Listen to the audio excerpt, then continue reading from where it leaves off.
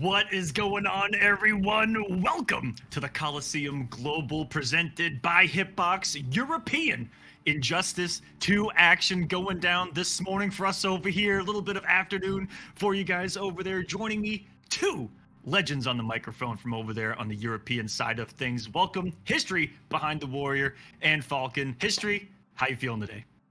Feeling really good. Thank you for having us on and giving us an opportunity to show some of the incredible EU talent we do have in Injustice 2. There's plenty of players here that have most certainly been slept on for a significant amount of time, as we will go into later on, but I'm very excited for the games we do have here.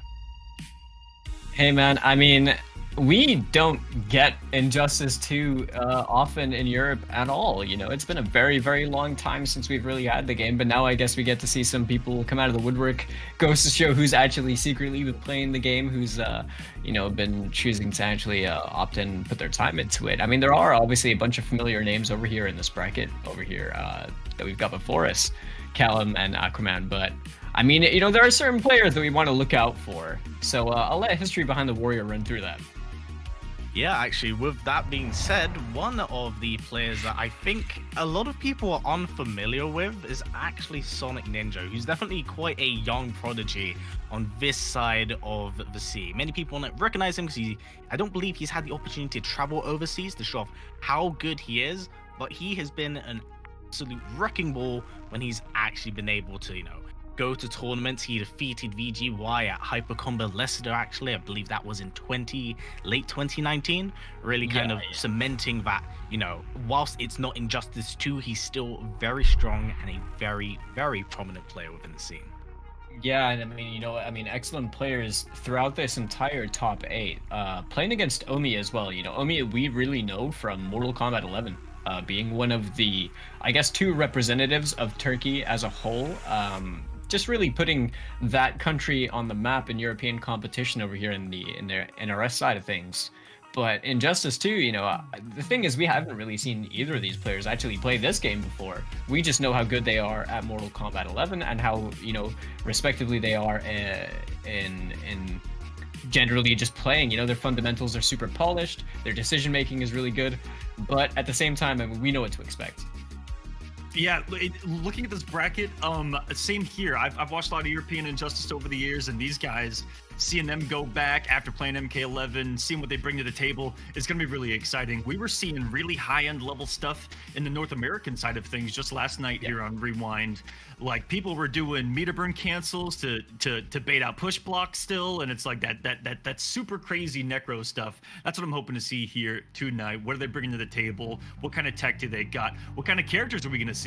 Because I was a little surprised that even in the top 8 of North America, we saw characters like Swamp Thing. Like, let's fucking go. I want to see some I mean, all for it, right? Here tonight. Macaran coming in with a raid. Macaran, what a European legend himself. Macaran, love you, man. Guys, go follow that man's stream. He has one of the chillest streams I've ever seen.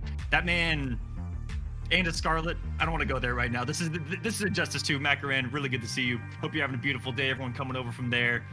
Appreciate you guys watching here. We do know that Summer Jam top 8 is going on right now as well for MK11. I'm not going to hold it against you if you guys go watch that whatsoever.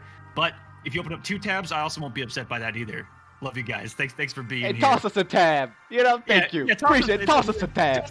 Just you know, open up a tab, have it open, mute it. No one wants to hear me anyway, so it's honestly just a win-win for you as the viewer. So coming up first, we are going to have Crofty going up against For Sure 7, and we talked about this before going live, gentlemen. This was the serious debate. Nothing else in the bracket mattered except for this. What's behind really the game? was. Because I need to know, Falcon, if there were 6 other attempts before he got to For Sure 7, like, is this the 7th tournament that he's entered, and is this For Sure the one? Who knows, man? I mean, maybe they were playing under, you know, different aliases. Maybe it was all just different ways of saying definitely, for sure, you know, guaranteed. And it just didn't work out 6 times. But you know, Crofty's a super familiar name, one of our UK boys over here from MK as well. But For Sure 7, I mean, whether they were playing under a different name before or not, I'm not too sure. But I mean, Callum, what do you think about the matchup that we're gonna have? Honestly, I'm not entirely sure how this is gonna pan out, especially in, like, when it comes to character selection from both of these players, because with us kind of pointing out that, you know, Injustice 2 wasn't given that much of a limelight, this game got like a plethora of different characters in just like the first year alone. I mean, one of the DLC characters is composed of 4 different characters, so you got vast like selection there. So I don't know what we're going to see here. We've seen many players, of course, jump off the characters of the base roster onto the DLC characters. I can say that in the first round, I did see that MK Javier actually fell to For Sure 7 here, and For Sure chose Cheetah on Smash GG. And is that what we're gonna see here on the screen? And look at what we got! It's we're going there.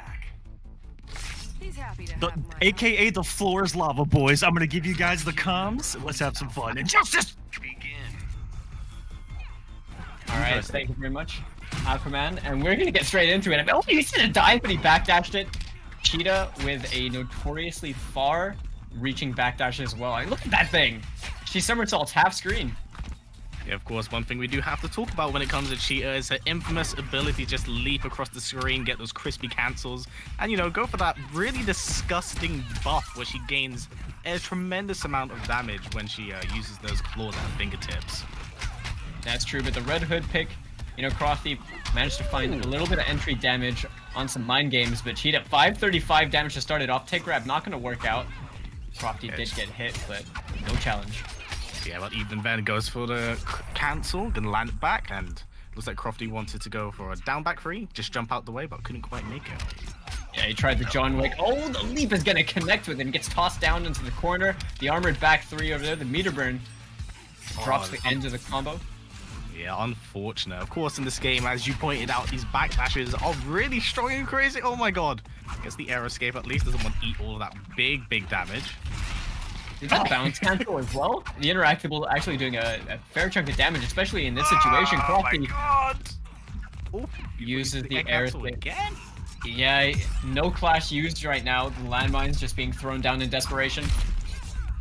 Trying to anticipate. Crofty just jumping all over the place, just wanting to get out of For Sure's way, but that was a little bit of a snowball once For Sure could actually jump in. Came down the heel of judgment right at the end. Crushing this man's poor skull, but that was a very fast game. I mean, this is kind of like, you know, what we expect with Cheetah. You know, Cheetah was a character that wasn't like widely represented, but the few people that did play Cheetah put on quite a show for us. You know, like shoutouts to like Jan and Newbie being like the 2 Cheetahs that I pretty much have most memory of. But Crofty switching over to Eobard over here, not that normal flash. No, this is a different ballpark now. You might have gone flash from top 5 to top 1 right now. Ladies and gentlemen, if you need to take a restroom break already, now's the time to do it. The flash is on. I'm just kidding. It's about to light up. This is pure offense going at each other right now. Yeah, I don't know how this one is going to go out, because this is the flash, right? I remember on release, many people downplayed this character, didn't think he was as good as he was, and then Evo happened, and we saw what Honeybee was able to do. 1-2 goes into the cancel again. Ooh, Crofty, these very crisp cancels. Blocking that dive bomb. No confirm on the lows, though. The down 2 going to be missed out on a potential opportunity. Crofty now using the running man stance just to bait. Nice down 2 right there to anti-air the leap all the way in, using the extension from the down back 3 over there. Tries to get a background cancel with the interactable, but doesn't quite work out for him. And you see all the staggers happening. Trait combo. Oh. Disgusting. Goes for the late wake up, gonna get rid of the speed 4 spot. This is looking like a very different game now that Crofty has switched to the flash, or E-bar for that matter. Reverse flash indeed. Oh, that was nice. That was disgusting. I get time itself. Shout out to the Kolosseum soundtrack as well, making that clash so much more cinematic and hype, honestly. That was sick. Over here, the backbreaker, back 3 extension drops the end of the combo, mixes him up though. Oh yeah, just looking for those cross-ups at the moment, gets caught with the forward 3. Yeah, that was a really cheeky bounce cancel right there, using the Sonic Pound to keep himself safe, but right now we are chip territory, and that is going to be the life bar over here. Now, For Sure, evening things out a lot more. Only a small differential in life between the two people, Callum, and this is I mean, this is really, if either player opens up the other one, half that life is gone, if not all of it. Oh, yeah. Oh, saying that. Oh no, trait combo. This is gonna do so much damage. There's no clash, man. No, drops it. Even though he dropped it, he got 44%, man. Jump free, 1-2. He's gonna go for a hover. Goes for the Holy tried. Yeah, nice delayed wake up. Oh my god, this is nail biting. Good use of the push block, gonna open things up. Yeah, I like that. Staggering, then attempt to call out. Goes for the cross up, beautiful blocks in Crofty's part, and what a down two. Just well placed, missing the end of it. Nice confirm on the air normal. Gets the 4-3 ground bounce. Denying any attempt at clashing. Take grab at the end of the string. Or a throw, rather. Oh my god, Raw used the speed force. I mean, that was really clever. Oh, the push block! Goes... What's happening? This is a scrap. Oh my god! I was trying not to scream the whole time with you guys. Oh my god.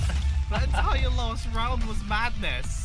We scrap over here in Europe, Command. I mean, this is how we do it. Listen, I wasn't expecting to have scrambled eggs for breakfast, is all I'm saying. Holy shit. Oh, that was a very explosive match, and this character change is definitely playing off to Crofty's favor. I'm very impressed with this flash he has at his fingertips. Yeah, probably just messing around with another character for fun, and then realized, hey, wait a second, I don't remember how to play this character. Whoa. Switches back over to the main, because I definitely don't remember how to play all the side characters. I'm only right there with this outfit? Can we talk about this Raiden strip right now? Wait a minute. What the fuck? This might be the best looking Raiden I've almost ever seen. Where's this in Mortal Kombat? Where's this in Mortal Kombat? Okay, sorry, I'll calm down. To be fair, right, Injustice 2 customizations, like the gear is the best, right? It's the best. Begin. Alright, but a Raiden pick. Goes to show we have more than one Raiden player. Shoutouts to Stutter over here in Europe. Oh, wake up, Superman. Yo, we can call out a bubble in this game, right? Oh, catches him. Nice challenge. Getting some mild flashbacks of MKX Raiden, of course. Dude, I love it. The whiff punish.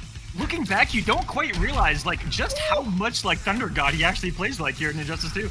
Right? Yes. His normals are satisfying in the animation. Look at that! You said Thunder God hit him with the Master of Storms. This isn't Mortal Kombat. It's back to block. You better be switch side. What the?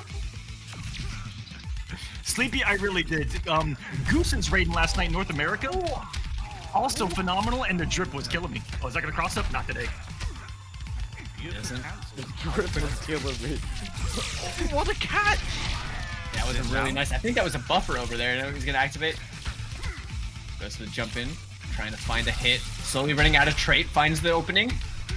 This is gonna be a lot of damage. Hold this, not clash yet. Bunch of meters fingertips. Now, the running man stance just narrowly avoiding the interactable usage, spending the entire string using that spark ball at the end. Yeah, keeps him turned up. Definitely slowing down his game plan a little bit, but down two, back three. Ooh, combo drop, but caught the backdash for the back 2-2. Now Crofty, he has an opportunity over here, activates a speed force. Instantly punishes that challenge attempt, gets the reset over there. I'm not sure if that was intentional, but worked out for him, forcing the clash. God, I miss these clashes, I can't lie.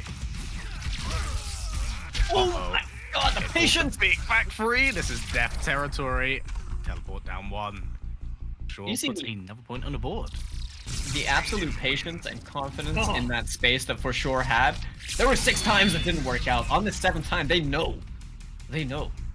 Bro, why isn't that one of his outro screens for 11? That's so good. Okay, so cool, right? This Raiden is shitting on Mortal Kombat 11 Raiden. I'm not even gonna sugarcoat it for you guys.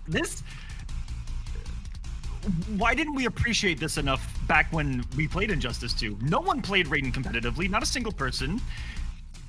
Yet he was so fucking cool. Raiden. And looking back now, are these guys kind of figuring out that Raiden may have been better nowadays than back then? Like, is this some necromancer stuff going on? Like, I don't know. Maybe. I was under the general assumption that Raiden was just ass. So like, people didn't like playing him, but then again, it's, you know, the only Raiden player we know will say he's ass. That is, yeah, you know, the starter's not here, but he lives on by letting us know that this character was apparently ass. That's the OS though.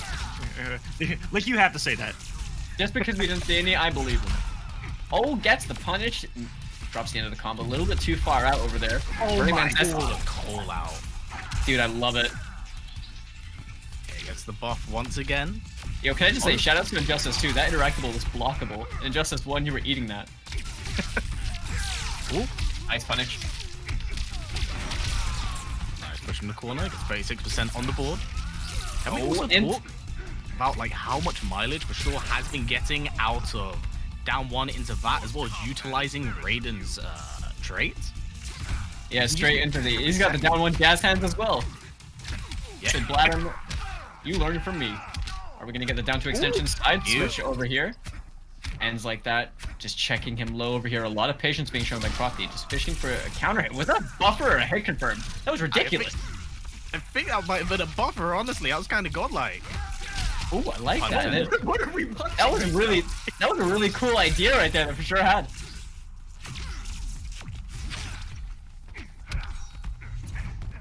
Okay, I mean, who's blocking that string? This down one jazz hands are honestly being the bane of Crofty's existence at the moment. So, nice block, pushing up the speed force. Yeah, Crofty 2-1. gets that overhead block though. Gets himself thrown in the corner. Crofty still has the clash. These throws are definitely going to start accumulating as he's in danger territory right now. Using the back forward one to wake up. Shoutouts to that. I really love that attack. So good. A lot of patience and respect being shown from Crofty, but for sure at the moment, just playing like a man possessed. Oh wow! Are you kidding me? I never expected to see a Raiden today. I gotta be honest. Wow. And damn good Raiden too. Yeah, very solid. Down one jazz hands, just so good. So good. Yeah, well, what's there to really say about that match outside of we got so many unexpected characters and draws right there from, was it 1 to 2 character switches? Yeah, I think so. Initially there was Cheetah, and then switched over, and then Crofty. Who's Crofty originally playing? Red Hood. Yeah. So it really just kind of came down to, I guess, Crofty feeling more comfortable to rock with the Flash, but ultimately it just looked like, you know, by the time for sure it switched over to Raiden, just had control of the entire flow of the game, really, for those games. Yeah, again, like, whilst we're talking about, you know, utilizing down one to jazz hand, he for sure was using his trait every single time he got the opportunity, and just started slowly but surely chipping out Crofty, going for those electric ball setups, teleporting all over the place, which, you know, when the backwards direction is the block, it can be a little bit overwhelming. So that was absolutely insane, and big shout outs to for sure. It's like, it's not even just the, you know, like just the neutral, the pressure and everything like that. It's like a lot of decision making as well. Like we were seeing really good challenges, just checking, you know, like on the approach from running man stance, steering trait, push blocking, like active application and usage of like the defensive mechanics that the game has to offer, understanding kind of just what Flash is capable of, and then playing with that in mind, really, playing in a comfortable space, and all of it just kind of, you know, came together. For sure, honestly, it just looks like they've been putting a fair bit of time into Injustice here recently, if anything, if they ever stop playing it. But really good showing. Yeah, that's the beauty of games like this, right? Whilst we do have a new one every single 2 years, doesn't necessarily mean you have to jump on to the next big thing. You can stay on what you love, keep playing it, and rock on with characters that, you know, you wouldn't really expect to see, like Raiden, which, sorry, I'm still absolutely bewildered that we saw Raiden, our very first match, to kick off this top 8. Oh, it's hype, man. But speaking of hype, I mean, the next set that we're gonna have, dude, I mean, we have Omi and we have Sonic Ninja. Now, these two are dominant forces in their respective, you know, tournaments that they enter, where they have entered over here for Mortal Kombat 11 specifically. Now, in Injustice 2, I mean, we know what Tai is capable of, what Sonic Ninja is capable of. And for those of you that might be thinking, wait, this guy is named after, you know, the two best Mortal Kombat players. To be honest, Sonic Ninja's had this name for years. Like, it's just he was Sonic Ninja before it was cool. yeah, purely coincidental for anyone that might be wondering. But yeah, not to be mistaken for any other player. He's pretty much, you know, very, very strong player from over here in the UK. Now, Omi, really one of two players to pretty much put Turkey on the map for European Netherrealm. And I'm just curious to see and excited to see just what Omi is capable of in Injustice 2, because I never had the pleasure of actually watching or playing against Omi from back then. Yeah, well, looks like we're gonna have a flashback from the infamous and grand MK vs DC. We're gonna have Sub-Zero this is as we called it. We knew Omi would be playing Sub-Zero in this game as well. Yes, but I've also been seeing Sonic Ninja a few days ago being in the lab, actually playing some Batman, showing that this man has plus frames after plus frames after, and say it with me, plus frames. God, please no, my nightmares. Alfred, please. He's got the one bat out over here. Do you see the backdash on the 4-3? Good lord. Alright, anti-air batarang. Oh, what a beautiful side switch right there from Sonic Ninja. Yeah, being quite patient. Omi out here playing MKX right now, checking with the forward. As I almost called that the forward 4. That's what it is, an MKX. Alright, the big back 3 conversion and another side switch we got going on. This is a game we have right here. This really is. These two are scrapping right now. 4-3 blocks the shatter as well in the follow-up. Omi right now with a lot of chip damage on the board. Shades of Injustice 1 Aquaman. Oh my goodness. Guys, I didn't think that we were gonna have Mortal Kombat X versus Injustice 2 here on the winning side. This is incredible. I'm just really glad as well that they're kind of rocking a similar color scheme as well. It just makes it so much cooler. It all blends in. Alright, the amp ice ball. Full screen ice ball gets hit with a big back 3 and goes for the clash. Excuse me, I called it amplify. How dare I? Yo, that mask is sick. Yeah, hold on a second. So cool. So? Spends both bars of meter. Yeah, nice block on the slide. The back 2 punish gets the health bar. Now Sonic Ninja only has a little bit of a life deficit over here. We know what Batman's like over here in the neutral now. If he can just pretty much approach it comfortably, as you can see, just playing it patiently. Throwing out the batarang, sets up the one bat just in case.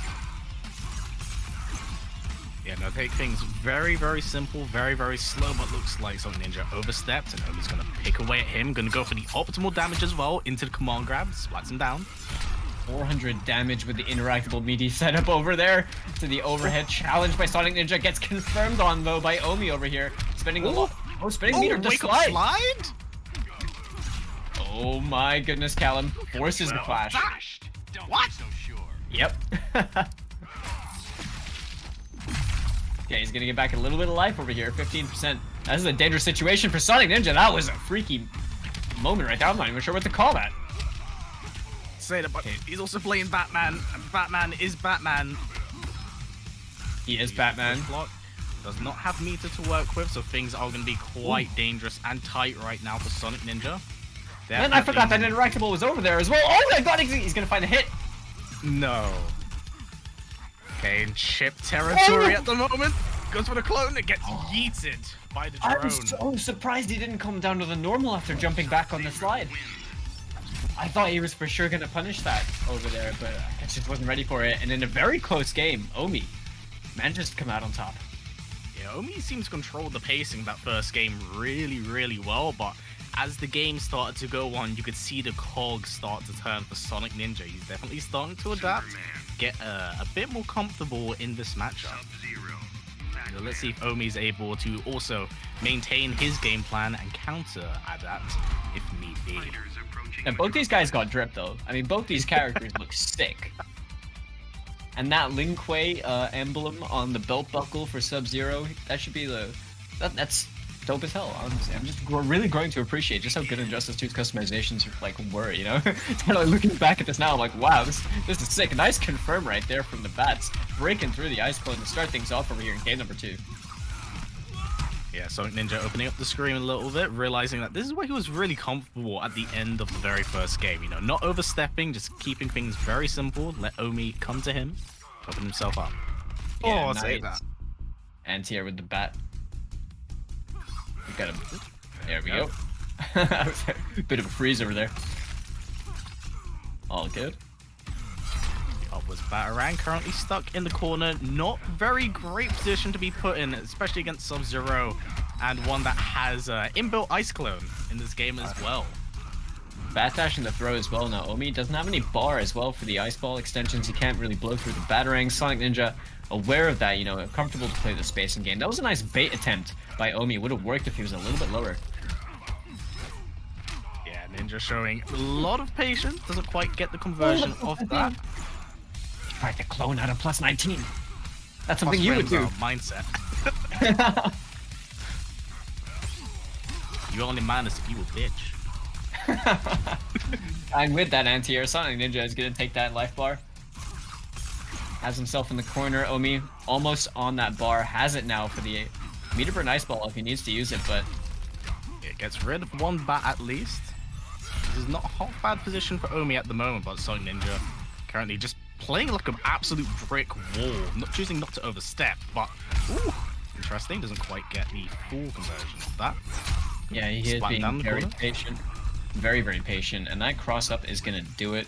The jump 3 to take the health bar. Once again, we are kind of in a parallel situation to the game prior to this. Yeah, but now we also got to talk that Sonic Ninja does have access to 4 bars of meter, of course. That means he has Clash and Supers. Right, he anticipated the amp. Sorry, the meter burn ice ball. I need to stop doing that. Oh, the armored forward 3 right there blocks the slide, forces the clash as well with the punish. Don't be so sure. Yeah, they're gonna match each other for meter. Deny the health. Oh no, and he's gonna take some health back. Goes for the down 2, but it's caught by the jump 2. Omi just not believing in any of those buttons as well. He's gonna find the throw. Batman, the man with a plan. Goes for the 1-2, let's cross him up. 2, 3. Trying to go for that sneaky elbow. I think it's like a +5, the glide elbow, or something like that. So, Sonic looking for a disgusting optimal. Gonna go for the reset. What's it gonna be? Which side am I on? Who knows? Yeah, that was stinky right there, using the up Batarang to get the extension. He's gonna go for it again. Nope. Goes for a reset. Yeah. Omi. Once again. Now Sonic Ninja is a very patient player. Jumping at a player when they're using Batman with bats like that to anti-air you, it's a very tough decision to try and use. To try and make rather. I think if the Sonic spend his meter. Okay, he's gonna take it back. A bit of life. Almost builds. Has another one, but also has access to bats once again. Yeah, just comfortable playing around this side of the screen. Omi, obviously just a little bit too far out to make the slide work out for him, and also a very risky maneuver to try and work his way in. He's just going to gradually walking his way through these Batarangs, through this onslaught of projectile pressure that Sonic Ninja is just dishing out, and that was pretty much curtains over there. Chip situation with the meter burn Batarang. Yeah, the second that Sonic was able to really just slow down his game plan, it made things very difficult for Omi. And of course, when you not only have those normal projectiles with the Batarangs itself, but you also have the little bat that come back over the course of time, it's just going to shatter the ice clones. It removes some of the Sub-Zero's defensive options, kind of has to force him in after a certain point in time. Yeah, for sure. Now, I think, you know, for what it's worth, I don't see a reason for either player to switch characters, but I honestly don't know if Omi does play anyone else. And also, that Batman looks so cool. What the... he looks awesome. As a comic book nerd, I super appreciate the costumes we are actually seeing. This is so much strength right now. Begin. Here we are, 1-1 between both these guys over here. This is UK versus Turkey. Oh, disgusting. Down 2 into Ice Clone. Never I thought the day where I'd see that again. Down 2 into Ice Clone, yeah. Fear, nice use of the bomb over there. Gadget characters. Oh, Wake up slide. I like that decision. I think he reacted to the 4-3. He used the push block, gonna push himself out the corner a tiny bit, but down 2 himself. Gets a combo conversion. But what is happening? This is a combo exhibition. Are we on Twitter? He's gonna go for the reset. Okay, what's it gonna be? Who knows? No one knows. Crossed up. Same as before. In the corner. That's 2 for 2 now on that mix. I like how he's using the jump 1 over there just to psych him out a little bit more. Yeah, very good blocks from Sonic Ninja right there. And using the push block. I was put in the corner. Does not want to have to deal with that ice clone. He does not. You can see Omi doing these early jump-ins as well with the far-reaching sword. I think that's the jump 2. Using that a bit earlier to try and stuff the bats, but right now we're seeing the clash being forced out really early as well, Callum. I mean, Sonic Ninja's health bar is still there. Yeah, it's forcing Omi into a very uncomfortable situation, and it's been, I think, ever since the first game, Sonic has just adapted, and Omi just might still be playing the same game plan and mindset, and that could be quite problematic, especially when your opponent has life. Yeah, for sure, for sure. Now, nice anti-air as well from Sonic Ninja. Is going to find the 2-2 extension. Oh, no. Which way is going to go this way? Oh. Did the jump 2 this time. Now we're going to get the extension over here. The back one to the air grapple. Yeah, we're seeing a lot of use. Oh, that is so tragic. Gets caught by it. Doesn't have the bat to go for the reset. But what was that? Plus 18, I believe? I think so. Something like that. Like, it's double digits. Oh, my goodness. Disgusting. Gets caught by the micro bats and back 2-3. Sonic puts another point on the board for himself. Clearly very, very comfortable now against Omi. Yeah, Omi looking a little bit flustered now. You see Sonic Ninja is just in the first game was getting clipped by meter burn ice balls that were blowing up through the batarangs. You see him being a lot more patient now. He understands, and he's just like, when Omi doesn't have the meter and when he's too far away, he's just going to resort to throwing batarangs because he doesn't really have anything else he needs to do. He's just going to be gradually chipping away at Omi, trying to approach him. And, you know, every time he is close, it's just, I found the Sonic Ninja just kind of finding the hits a bit more frequently. Yeah, it's just forcing Omi into a very uncomfortable situation where he has to throw out his defensive options with the clones, go for the push block, or maybe even go for a bit of a Hail Mary slide. It's yeah, speak of it. You called it right there, but this is classic injustice that we're seeing right over here. The projectiles being a force to be reckoned with, pretty much. I like that. That's like plus 11, isn't it? Like the bat. Oh, what is it called? Do you like shroud yourself in the bats? Oh, nice use of the interactable. Beautiful use of ice clone. You're gonna go for the optimal into the command grab and splat him down. Omi doesn't care about plus frames. Plus frames. They ain't real. What are you talking about? Gonna get 2 bats out. Goes for big forward 3. Gonna get a conversion. Splats him in the corner. Yes, Omi escaping. Yeah, definitely a place that Omi doesn't want to be in, clearly. Wants to have that corner control game, but Sonic Ninja very content with just being stone-faced. He's pushing his way out. You just need to get him away from the interactable. He's got a free escape almost every time, and that whiff punish is going to be the health bar over there, putting Sonic Ninja into the driver's seat right now to try and take this set and advance on to the top 8. Very, very comfortable in this matchup at the moment. That would have been disgusting if he actually caught that. Yeah, that would have been pretty mental. Yeah, at the moment, Omi seems in a very uncomfortable situation. Goes for the forward 3. Has the corner to work with, but as we've seen with Sonic, just very, very happy to not do anything. And that trade as well was totally fine for him. Definitely in his favor. Almost out of the health bar, using the interactable to run away a bit more. Oh! Instantly called out. Double back jump. Oh, gets caught by the single ice ball. Well, Omi not out of this? Yeah, not out of this. This is Sub-Zero. We did see Omi take a round from the very first game, but Sonic has since adapted, and that 3rd time I believe we've actually seen Sonic land that on Omi. He's got to have a mental note of that. Oh, he has to do something nefarious right now. Neutral on block. Don't be so sure. Straight into armor, the clash being used. Big jump 2. Activates 1 bat, and Omi overextends. It's gonna pay for it. Sonic Ninja closing out the game in style with sparkles. Batman wins. with the glitter, the bat glitter. With the glitter, bat glitter. Yes, but yeah, Sonic Ninja with the adaptation straight away. Omi started really, really strong in that set, and you know, they were going pretty back and forth by game number 2 as well. But from then on, it was just a straight 3-1, kind of shades of the first set that we had as well. Yeah, no, that's actually a very good point. It's quite interesting how that has been mirrored here. But as I pointed out at the end of the first game, whilst Omi was playing phenomenally well in that first game, I could see the gears and the cogs turning for Sonic Ninja. He's like, okay, he's starting to do this, he's starting to do that.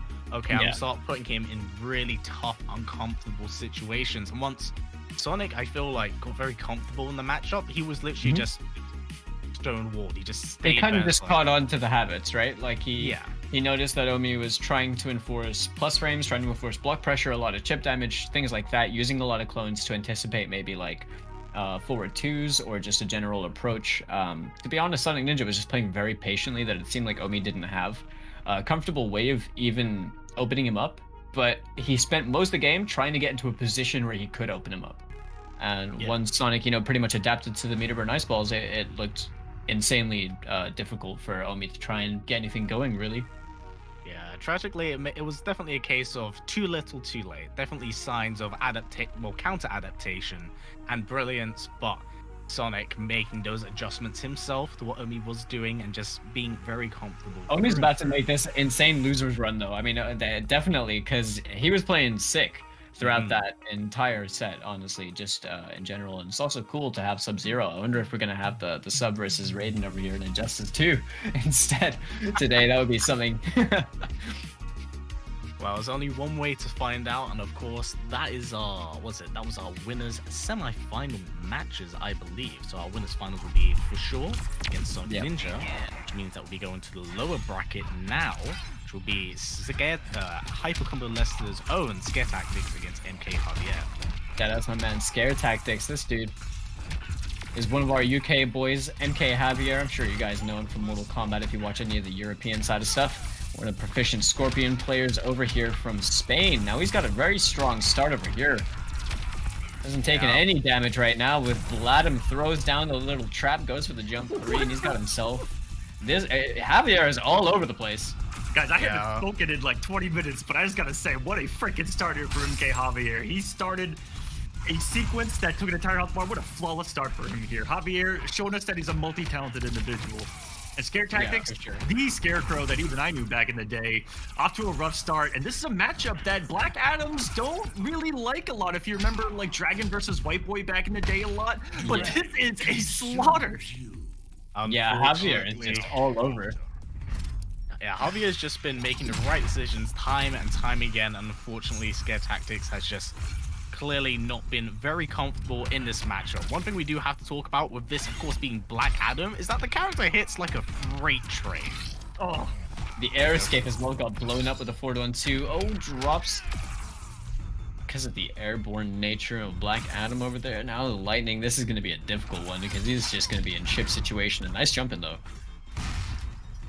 So one thing I'm quite surprised is, I was going to say I'm surprised he hasn't gone for that string, but, this could be signs of some momentum coming here from Scare Tactics.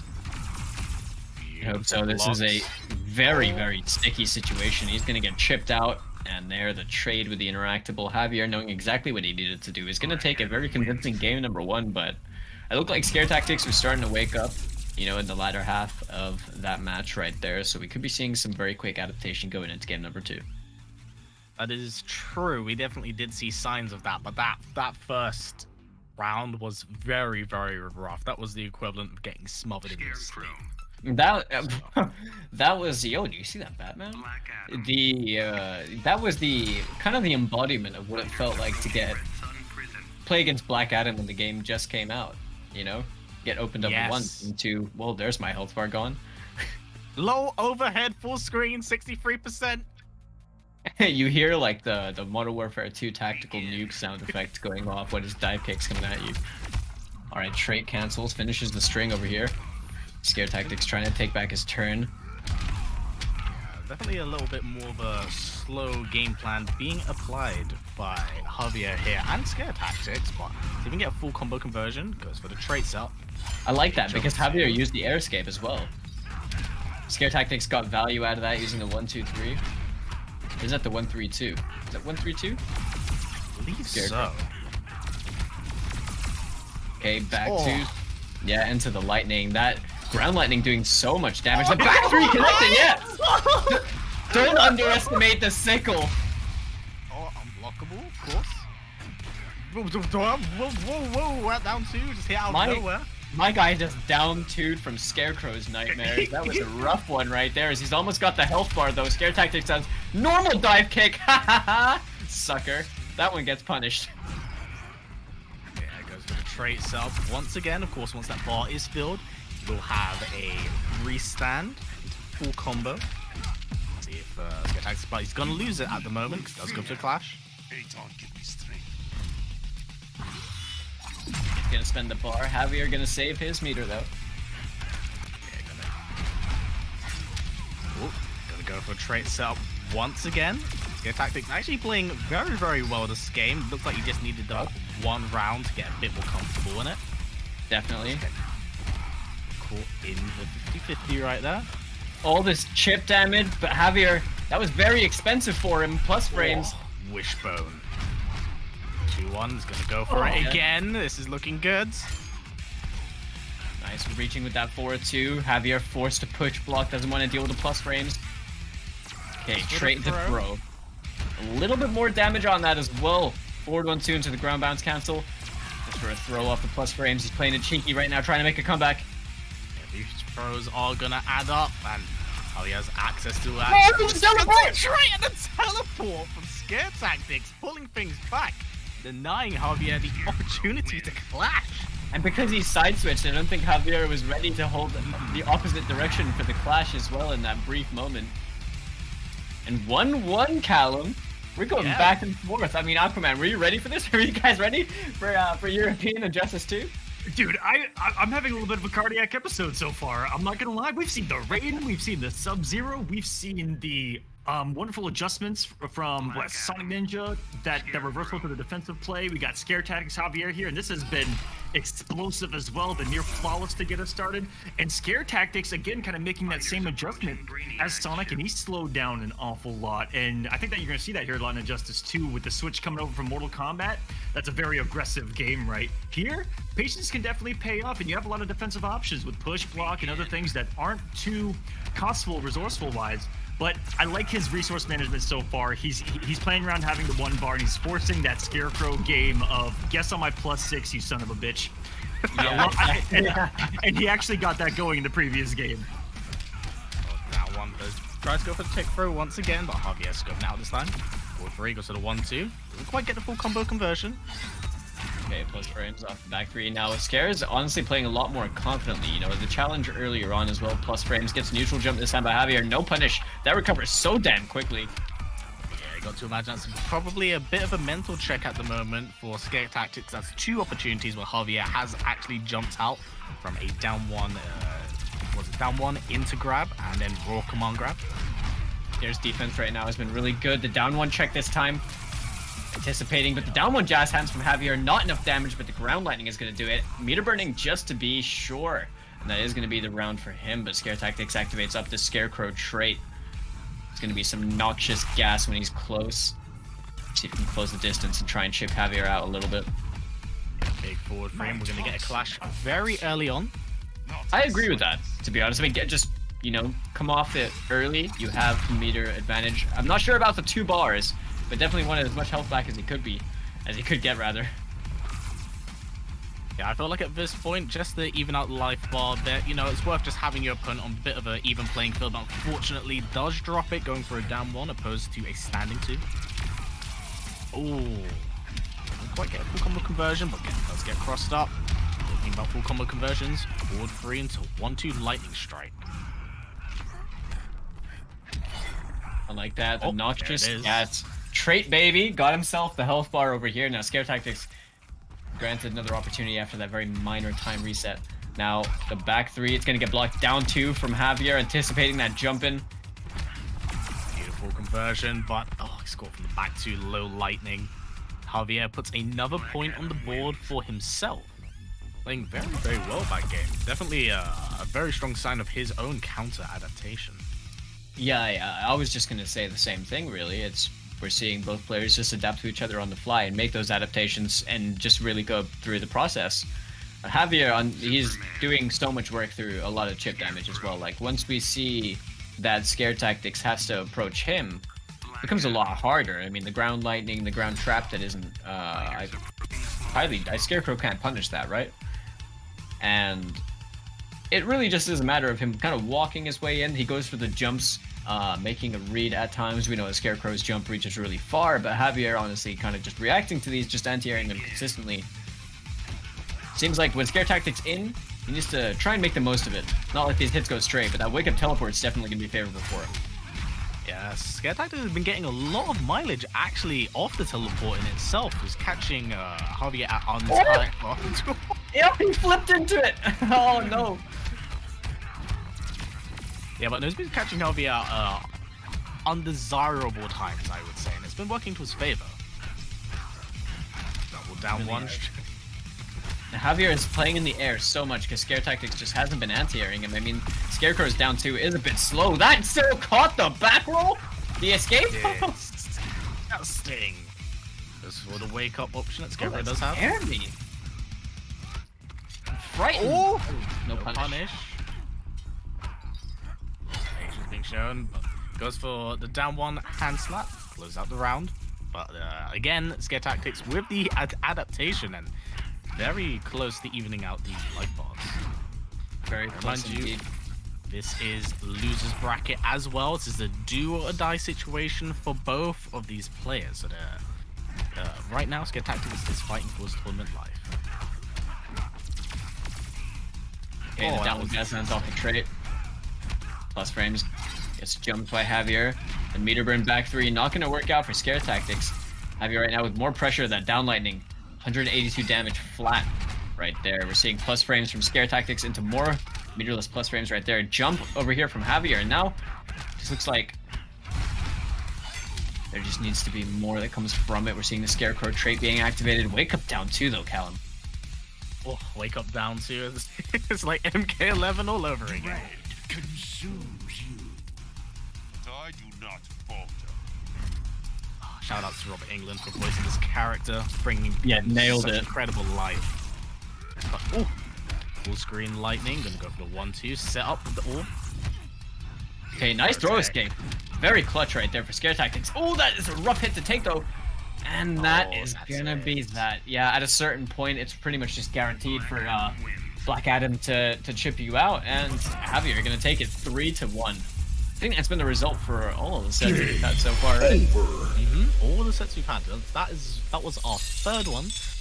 That was our first game of the losers bracket. So the winner of this, which was Javier, will be going on to fight against Crofty. Yeah. And the next match is presumably it's going to be a little bit different. We've had one DQ in the top 8, so are we going into winners finals? Unfortunately, we did have a DQ happen, but what we're going to do is we're going to come back, and then we're actually going to do Fury Destroyer versus Omi up next. Yeah, we're gonna continue our losers run coming up next with Omi versus Fury Destroyer. Then we'll have Crofty versus MK Javier. Then we'll jump into winners finals, which will be for sure going up against Sonic Ninja. Now, we were second guessing if this was the run for sure, if the 7th time was a charm. It freaking looks like it so far. What was it? The Cheetah and then the Raiden doing work for him here. Just the character selection and to be guaranteed in top 3 already. Fan-fucking-tastic from him. And speaking of being in winners finals, that happens to be guaranteed in the money. And let's talk about the money, gentlemen. Let's start raising a prize pool for this bad boy. Ladies and gentlemen, we haven't even talked about it yet. I'm going to pull up the match arena in the chat.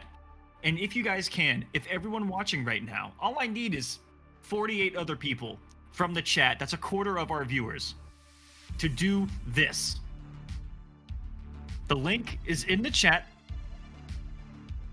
Watch this, watch this, watch this. It's magic. Click the link.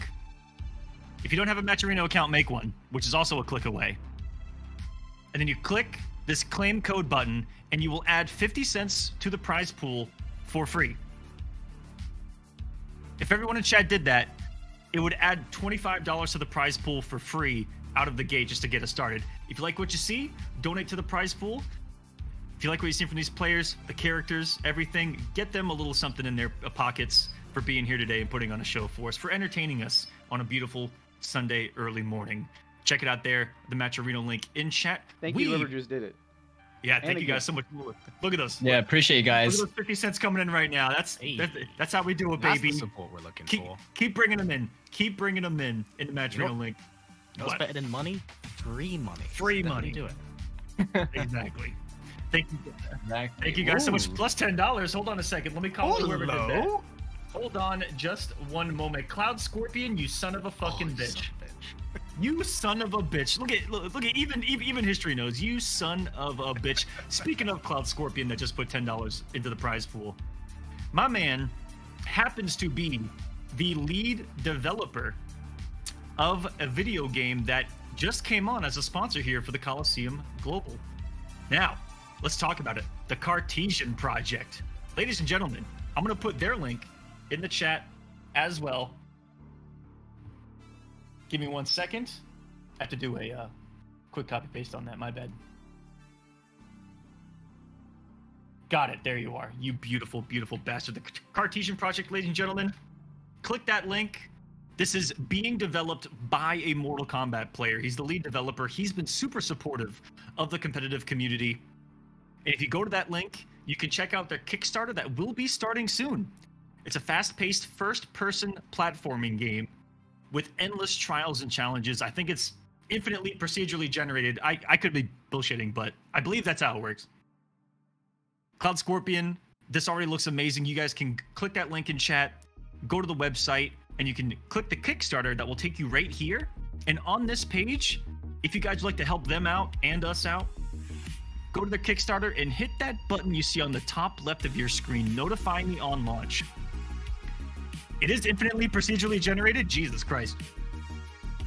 Endless possibilities in the Cartesian Project, ladies and gentlemen. If you go there, click that button in the top left, you'll be notified when the Kickstarter goes live. And you guys can see bits and pieces and information about the game right there on the Kickstarter page itself when you scroll down. So go check it out. That's the Cartesian Project. They've been with us since Kolosseum Global, and it's still in development by Mortal Kombat players. That's one of the fucking coolest statements I can say on commentary. So there you guys go. History Falcon, we're going to go to our first break, and we'll be right back with some more Injustice 2 action. More losers coming right up, guys. Don't go anywhere.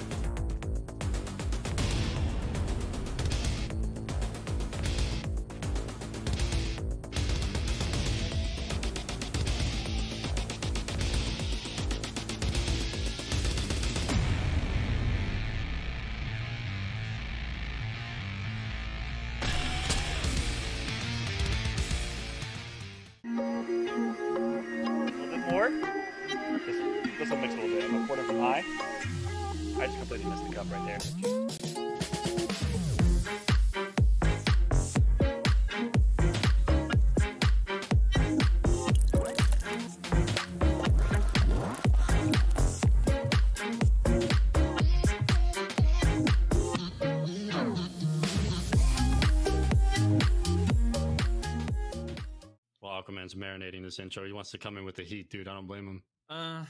Do I come out like Evo top 8? Oh shit, everyone! No. Dude, I would not be ready for that. Welcome to the Kolocast. Oh, you know, for what it's worth, when you're doing like little highlights of this podcast, you know, like little 5-second intro. This is what you're gonna expect. That might be a cool one. Steal. That's what you're gonna expect. Oh! Screaming. Hello, everyone. Welcome to the Kolocast, episode number 1. Wasminator. And then ask a really ridiculous question. I was thinking something really ridiculous. Dude, I thought you were starting. Fuck, I got my game face. And I was like, yeah, I wasn't sure either. Bro, holy shit. All right, let's just get this money. Did you hear what Rick said? All right, Waz, right out of the gate. How big is too big?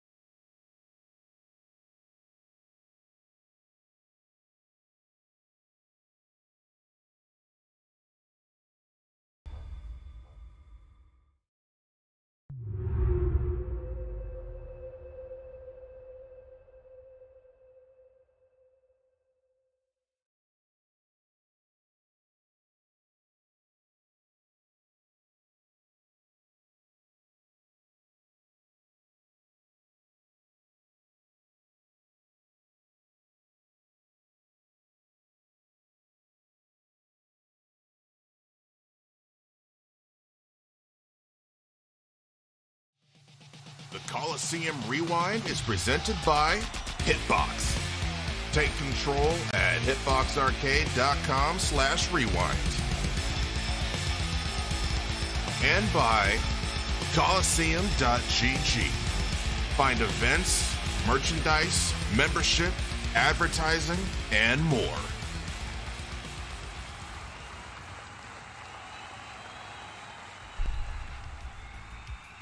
Welcome back, everyone, to the Kolosseum Rewind, presented by Hitbox. I just realized that we didn't switch it out on the 3-camera Rickety Row. I almost read that as global because I, just like Ron Burgundy, will simply just read what's in front of me no matter what it says while I'm live.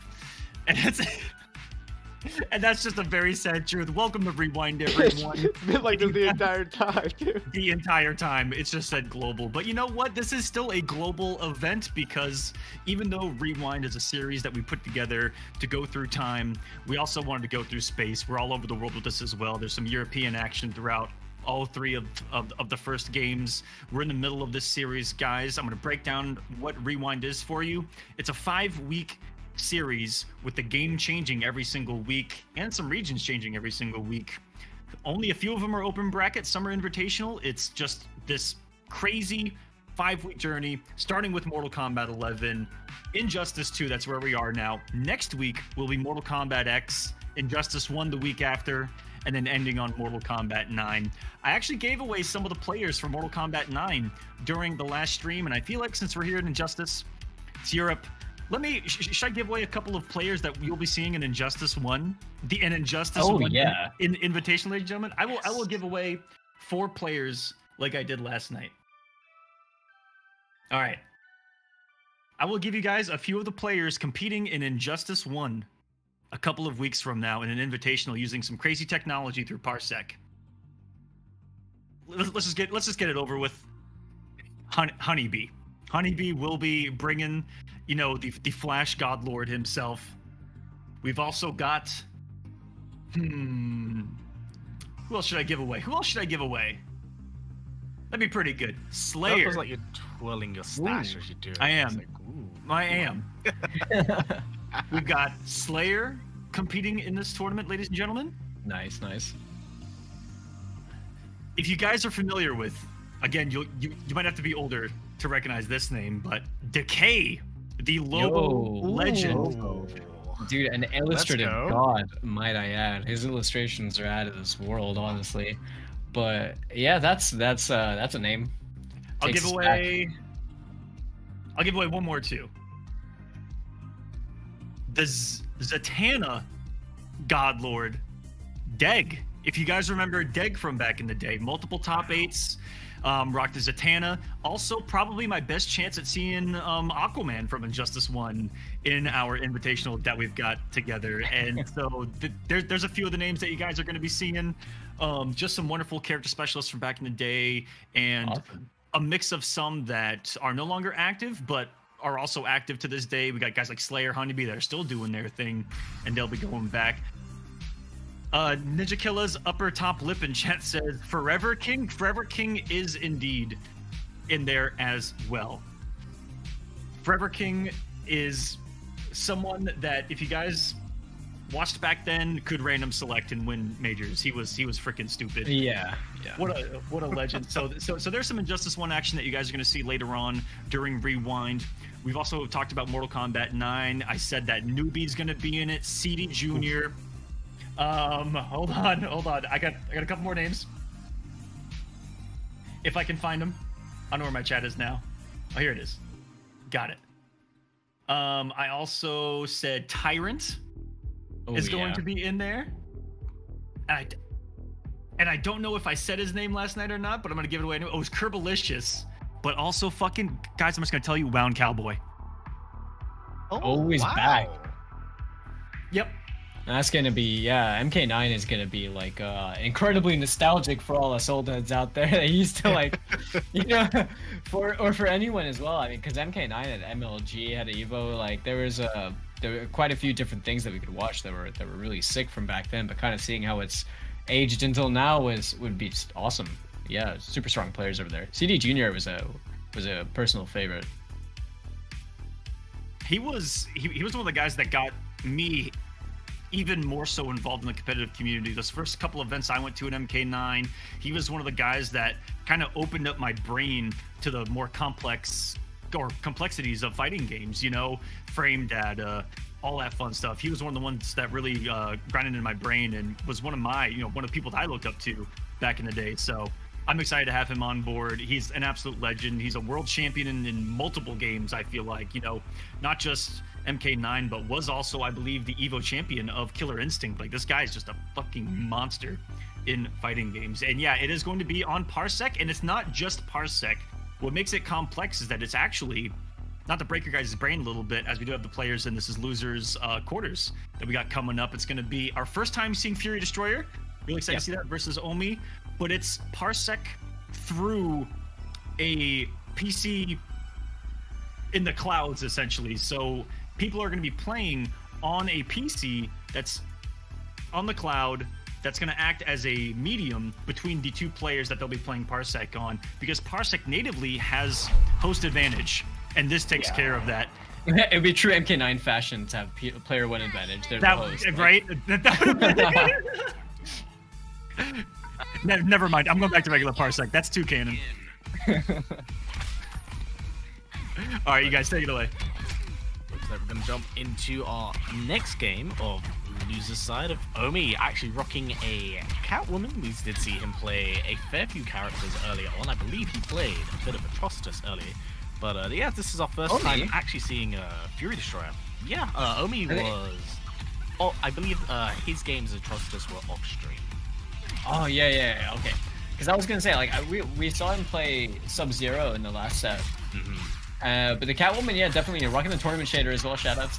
Gets the background bounce with the interactable. Now, Fury Destroyer hasn't had a chance to be on stream until now. The Harley pick, what I saw earlier on as well. Because I was tuning in to watch Scare Tactics with this practice. Now we're seeing that combo starter from the low, drops the Ender though. Oh, big armored back three right there. Open up the screen to work with. Want to kind of shut down Harley's fantastic giveaway options in this game. Ooh, another combo drop. A little bit of rust back and forth over here. I think that reset, actually, Omi just caught not blocking as Fury Destroyer looked like they were about to be in a position to lose the round, but that whip is gonna just take the words right out of my mouth because we are tied up over here. Yeah, of course, Catwoman, an exceptionally strong character in this game from start to finish. Great range tools, does have the cat dash as well. You can jump through many projectiles, avoid them with the little matrix move.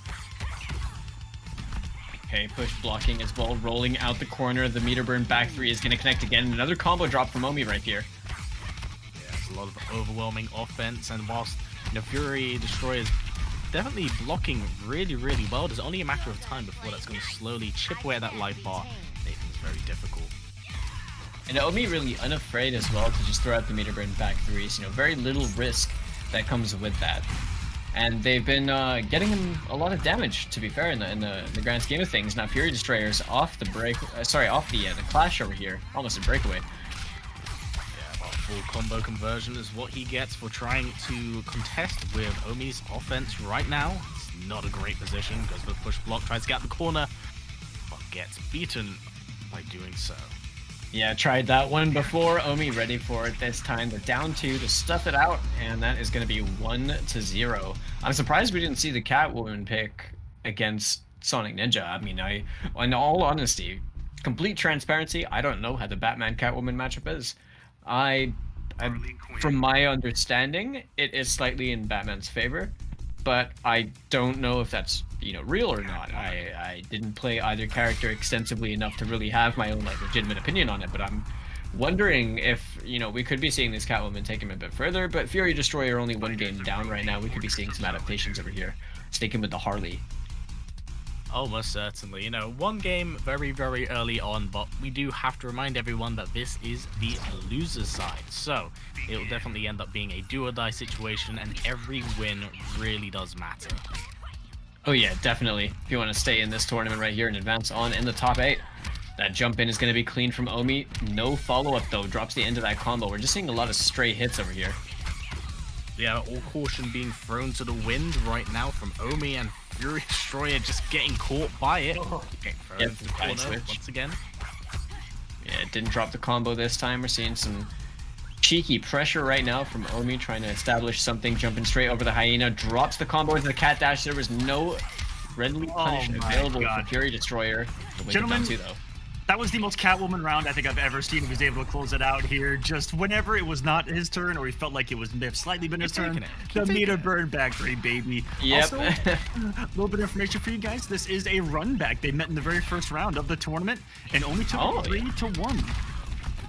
Interesting. So you can imagine Fury Destroyer's probably got a few choice words or actions, one might say, in this matchup against Omi, but Omi yet to relent. Alright, the first time we're going to see a clash tide over here. Both players going to come off of their meter.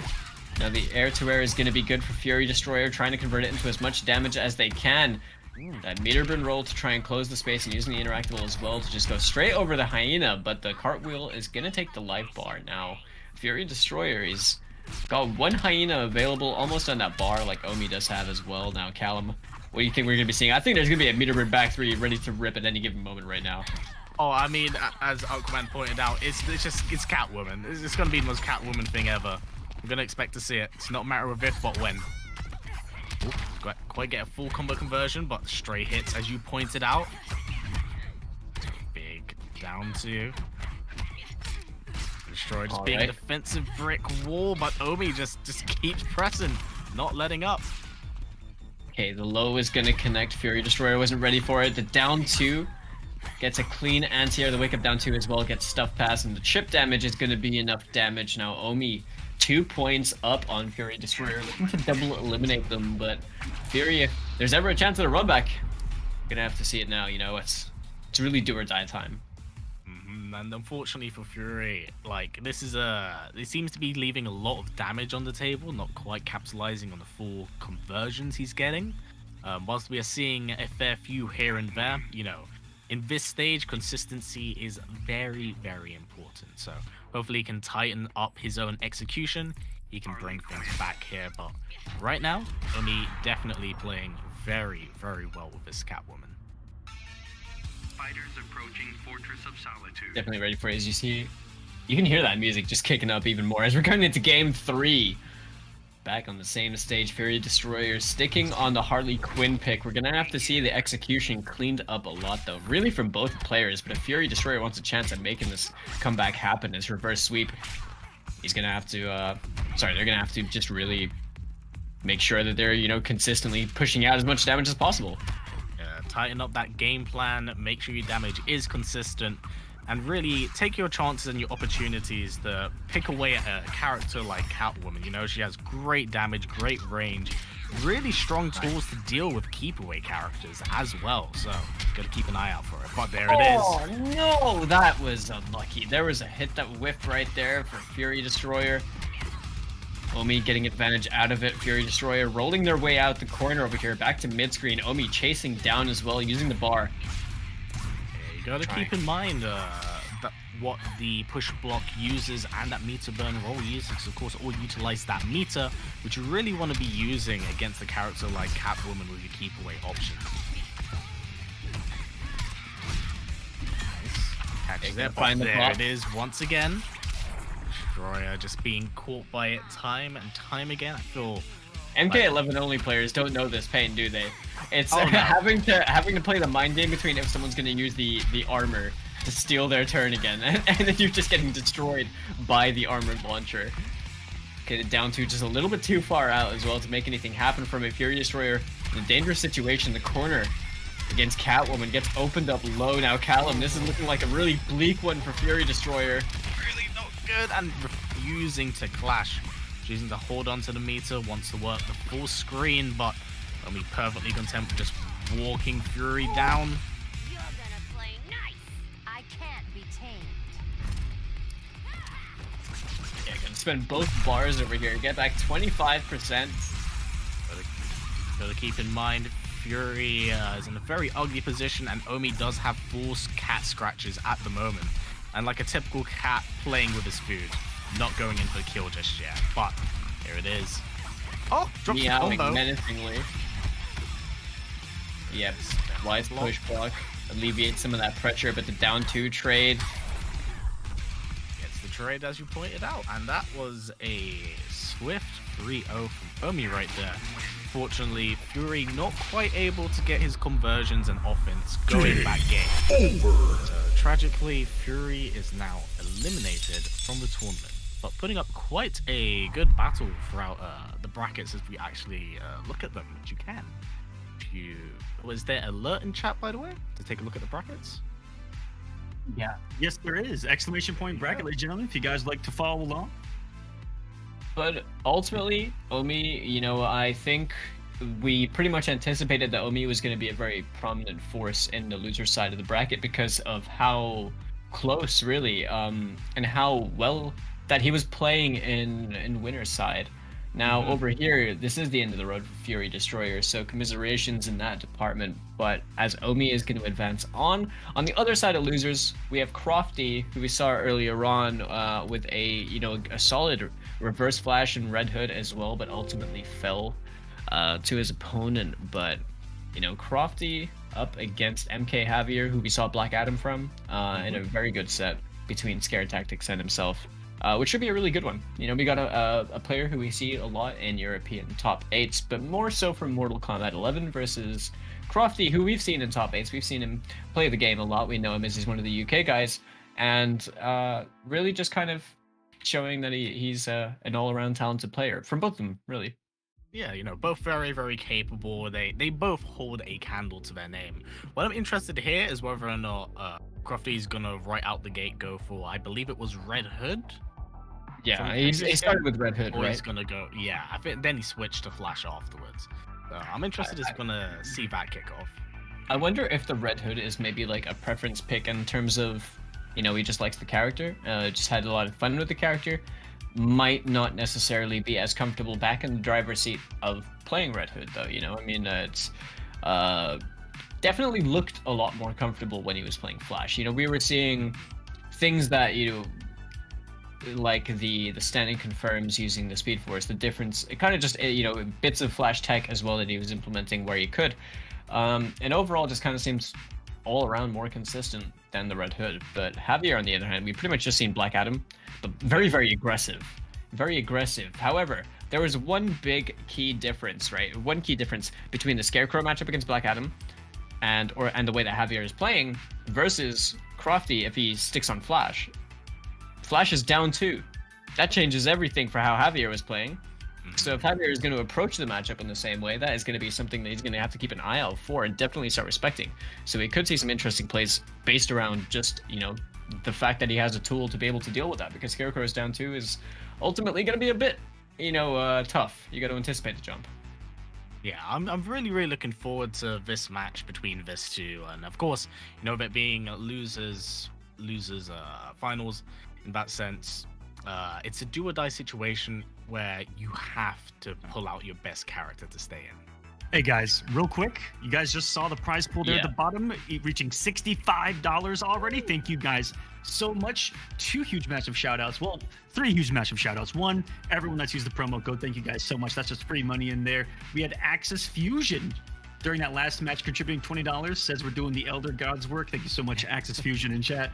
And Business Bat has dropped a lot of bombs throughout global and Kolosseum history. Thank you, Business Bat, for the $25 donation. And here we go, gentlemen. In almost what could be considered a war crime, we got Sub-Zero with a Scorpion outfit. Oh my god, this is Sub versus Sub or Flash versus Flash, depending on how you look at it. They're playing a mirror match just from 2 different universes. Oh, MK versus EC. It's happening all over again. The 50-50 machines. Although Sub might not be that in this game. We all know Sub to be that kind of character over there. Now the Ice Ball. You know what? At this point, I don't even know who's who. So Crofty is definitely playing Flash over here that we're seeing. Rocking with Barry this time, though, instead of Eobard. And he's going to find an opening with the overhead. Now this first life bar is pretty much as good as over as the Speed Force and the big kicks. It's going to be a lot of damage, Callum. That is a phenomenal amount of damage, but we got to remember how good that Ice Clone is and how it can really shut down a lot of Flash's offense. One wrong guess and if you overstep, you walk into the Ice Clone, you set yourself up on a platter. But Didn't quite get the full combo conversion. Beautiful use of the down 2. But he didn't punish. Yeah, I like it. The auto spacing right there. The back 2-2 forces the clash. MK Javier, he has all of his meter right now. I also like how he's playing his MK main over here in Injustice. He said, oh yeah, well, picking Sub-Zero? Yeah, rock the Scorpion skin. It's a sin. It's a crime. Get hit with the big forward 3. Goes jump 2. 1, 2, 3 into the slide. Oh, no one home for that wake-up attempt. Gonna find it again. Slide. Yeah, just enough to chip out now. Javier fighting back a bit more. The meter burn roll to get through.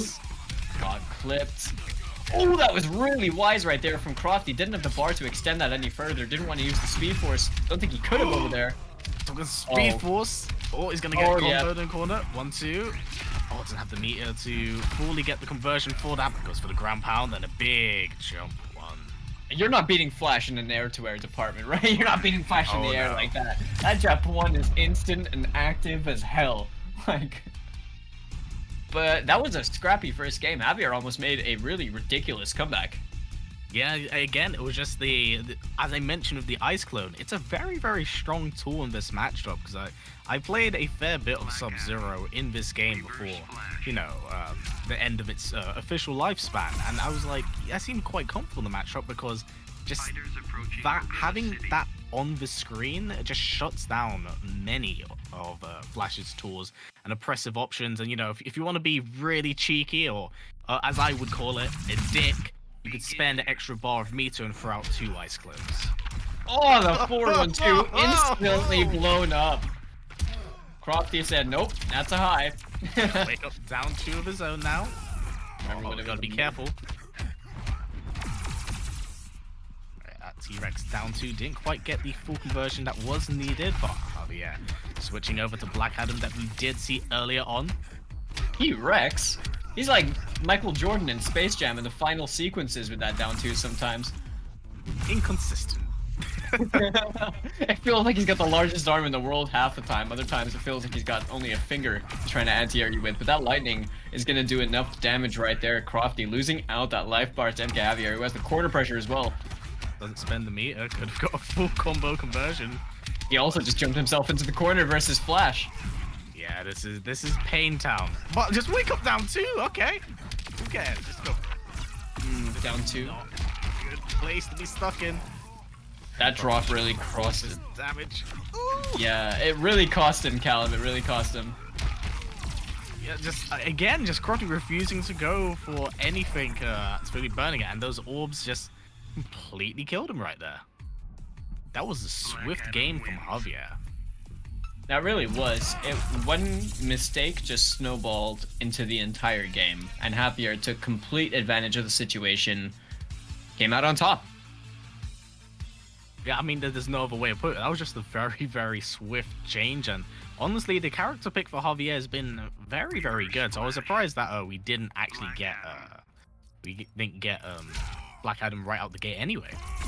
I think Crofty had the right idea in a lot of ways.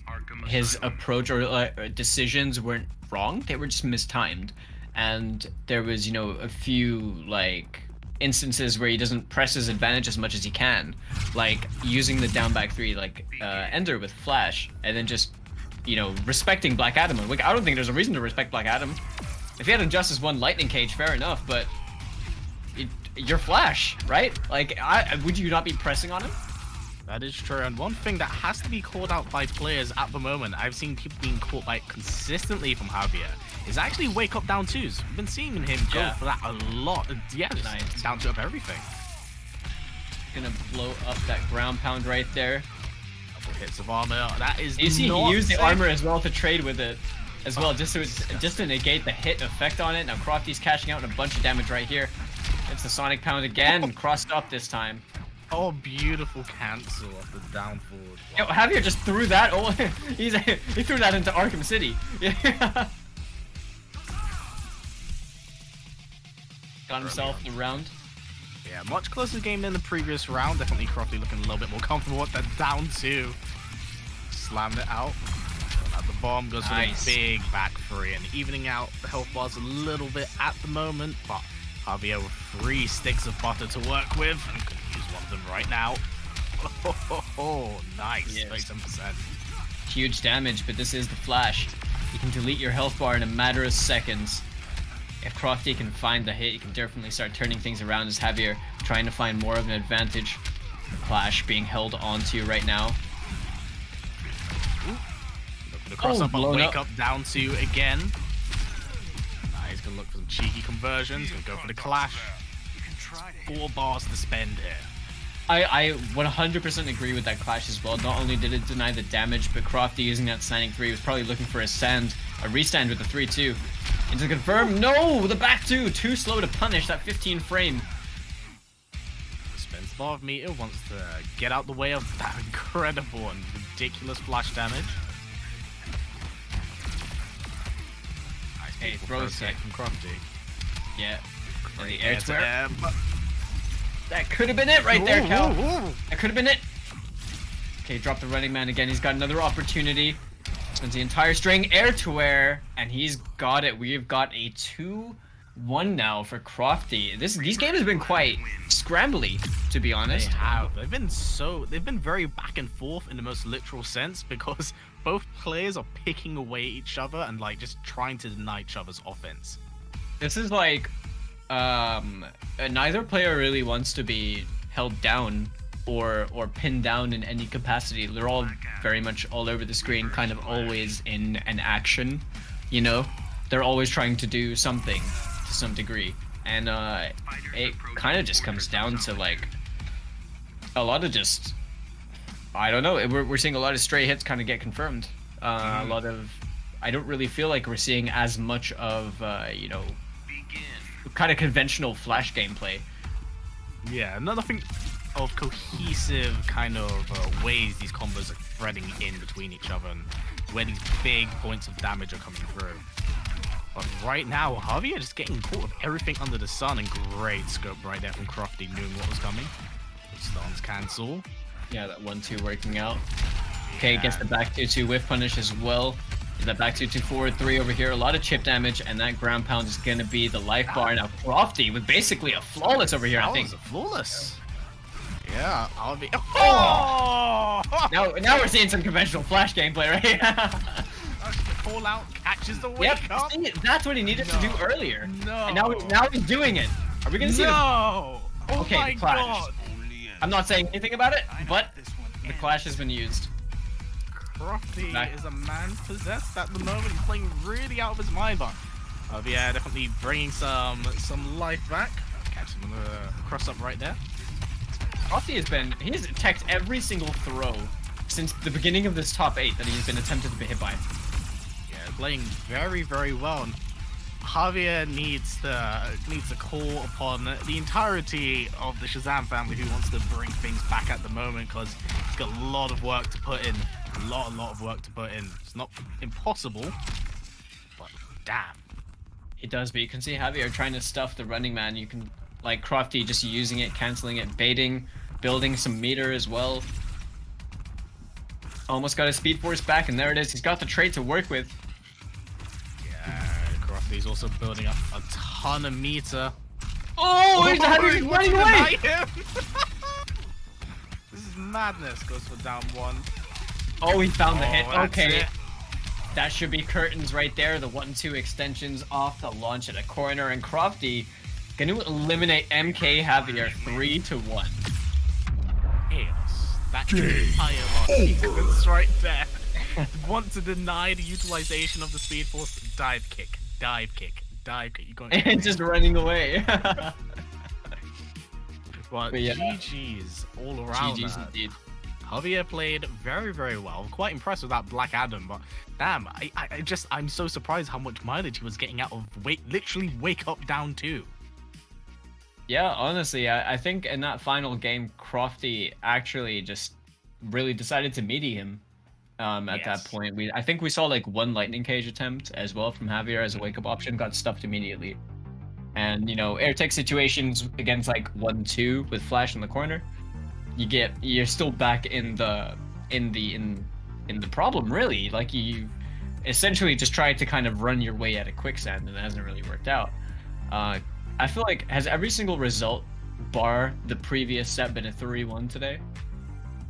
Yes, it has actually. That's kind of crazy, and we've had a 3-0 as well. Yeah, the only one that wasn't was, of course, Fury Destroyer up, was it against Omi? Yeah. So, with that being said, with Crofty having won this game and Omi having won the previous game, it means that the two will now be going up against each other in losers semi-finals. And that should be a really, really good one, honestly. Crofty and Omi. Yeah. Yep. And so, guys, coming up next is going to be winners finals. It's going to be for sure 7 going up against Sonic Ninja. Hope you guys are excited for that. Like you guys just mentioned, all 3-1s and a 3-0 here today. If we don't get a game 5, I'm canceling this event. Like, the whole thing.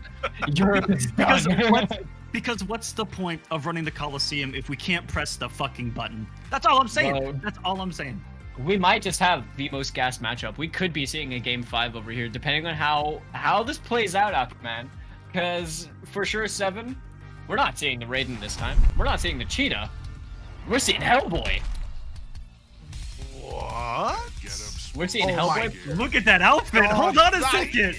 These I've guys are never seen a Hellboy that was this decked out. I'm telling you guys, I've been talking about it in chat, and I've been talking to my team at the Kolosseum in the middle of this broadcast. I really want to do an Injustice 2 fashion show now. I really do. Be on the lookout for that in the coming months, guys. Oh, I'm not even sure what I'm looking at here, because Hellboy is such a crazy, wacky character with his insane toolkit, his air cancels, his command grabs. He's all over the place, doing all kinds of things, but what a sick addition, honestly, to fighting games in general, and NetherRealm really did nail Hellboy's design in this game, I think. Yeah, spectacularly done. Of course, nice little callback to Ron Perlman's Hellboy as well. All right, Sonic Ninja. We're going to see a big opening hit right there. Didn't quite get the combo on the side switch. 4-2-3 going to connect. Gets the pickup as well from the final hit. Nice. Good awareness right there from Sonic Ninja. Not enough to close out the round, but the bait right there on the jump in. I think for sure might have gone for like a trip guard throw attempt or something like that. Either way, got himself clipped. Lost the life bar. Yeah, for sure. Definitely has to keep an eye out as well, because of course he does. Hellboy does have air grab, so it can be a very, very strong tool to go up against Batman. Because of course, you know, that mythical jump to, it's like a leprechaun at this point. Yeah, it's one of the wonders of the world, honestly, as we see it just connecting with Hellboy's forehead. Yeah, you're gonna come off one of the 2 bars that he has. Now at full life over here, Sonic Ninja. Taking these trades, not really much of a problem at this point. Oh, there it is. I believe that is a leap cancel into a ground pound as well. You know, one of those crazy strong tools. The thing is, what's so incredible about Hellboy is the fact that he's a really big lug of a character, but can just yeet himself across the screen like no one's business. Yeah, for sure. All right, down 2 into Batarang. I wonder if he could have actually gotten a pickup over there. Anticipating. Sonic Ninja gonna connect with the back 1-1-2. Nice cancel right there by for sure, but it's quite a health deficit. Sonic Ninja still having access to Clash. Oh, that was disgusting. Straight point blank in the face. Here's my super armor. Respect it. Down to the leap though. Sonic Ninja using the +4 into the bats right there. This is so back and forth right now. The sweep. Yeah, we delay wake up. Ninja 3 bars of meter to work with at the moment. Well, 2 coming up to 3. There it is. Oh, this has got me nervous, Callum. Not sure what to expect. Oh, who uses that? I forgot that was a thing. Forbidden, but incredibly 5-head right there. I mean, all the people who very actively play Injustice 2 that might be watching are probably thinking to themselves, I mean, is that normal? Do people do that? Because I haven't seen, you know, Batman. I completely forgot that was a thing to be able to meter burn it. Saying that looks like for sure is gonna bring out the Cheetah / Vixen for us. Oh. I like the / Vixen, yeah, Premier Skins.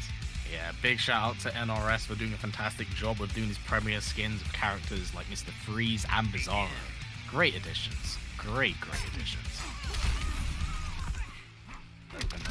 Pop some bats at the moment. Things aren't looking too great for sure at the moment. Lift it up into the air. Drops you into the combo with the string. Yeah, takes him back to a comfortable distance anyway, so he's all good over there. But backdashing Sonic Ninja, he's gonna eat the interactable. Now that trait is active. Gotta really watch out for those stray hits, but it's about to run out. Because that could have been a huge plethora of damage pushed out on the table from For Sure. Yeah, For Sure has to be very, very careful with this because Batman has really strong tools to really just yank her out the air like so. The upwards batarang, the upwards grapple hook. Oh, okay, that was really cheeky right there For Sure. Got the trait active as well. Trait will get opened up. The push block to alleviate some of that pressure. Oh, look at all that damage! 500! Gonna land a grab and splat her down. My goodness, that was so much damage. That was a one conversion. This character is wild. He will melt your health bar incredibly fast, and with that confirmed right there, For Sure is going to take the first life bar over here in game number 2. So back in the neutral situation. Trait active once more. The leap is in there with the 2-2-3 punish. Sonic Ninja being ever so vigilant and aware. We are almost at tied health bars as well. The anti-air with the bat drops the combo though. Yeah, that seems to be the Sonic Ninja special. We've been seeing him land that consistently all day. Do not jump in on this, man. But trait currently active for sure. I like the little baits. Nice pickup. It's good conversion from Sonic Ninja right there. Plus frames. Oh, nearly gets the catch off that. Yeah. Wonder what the follow-up attempt was. Low goes for the down 2, getting a...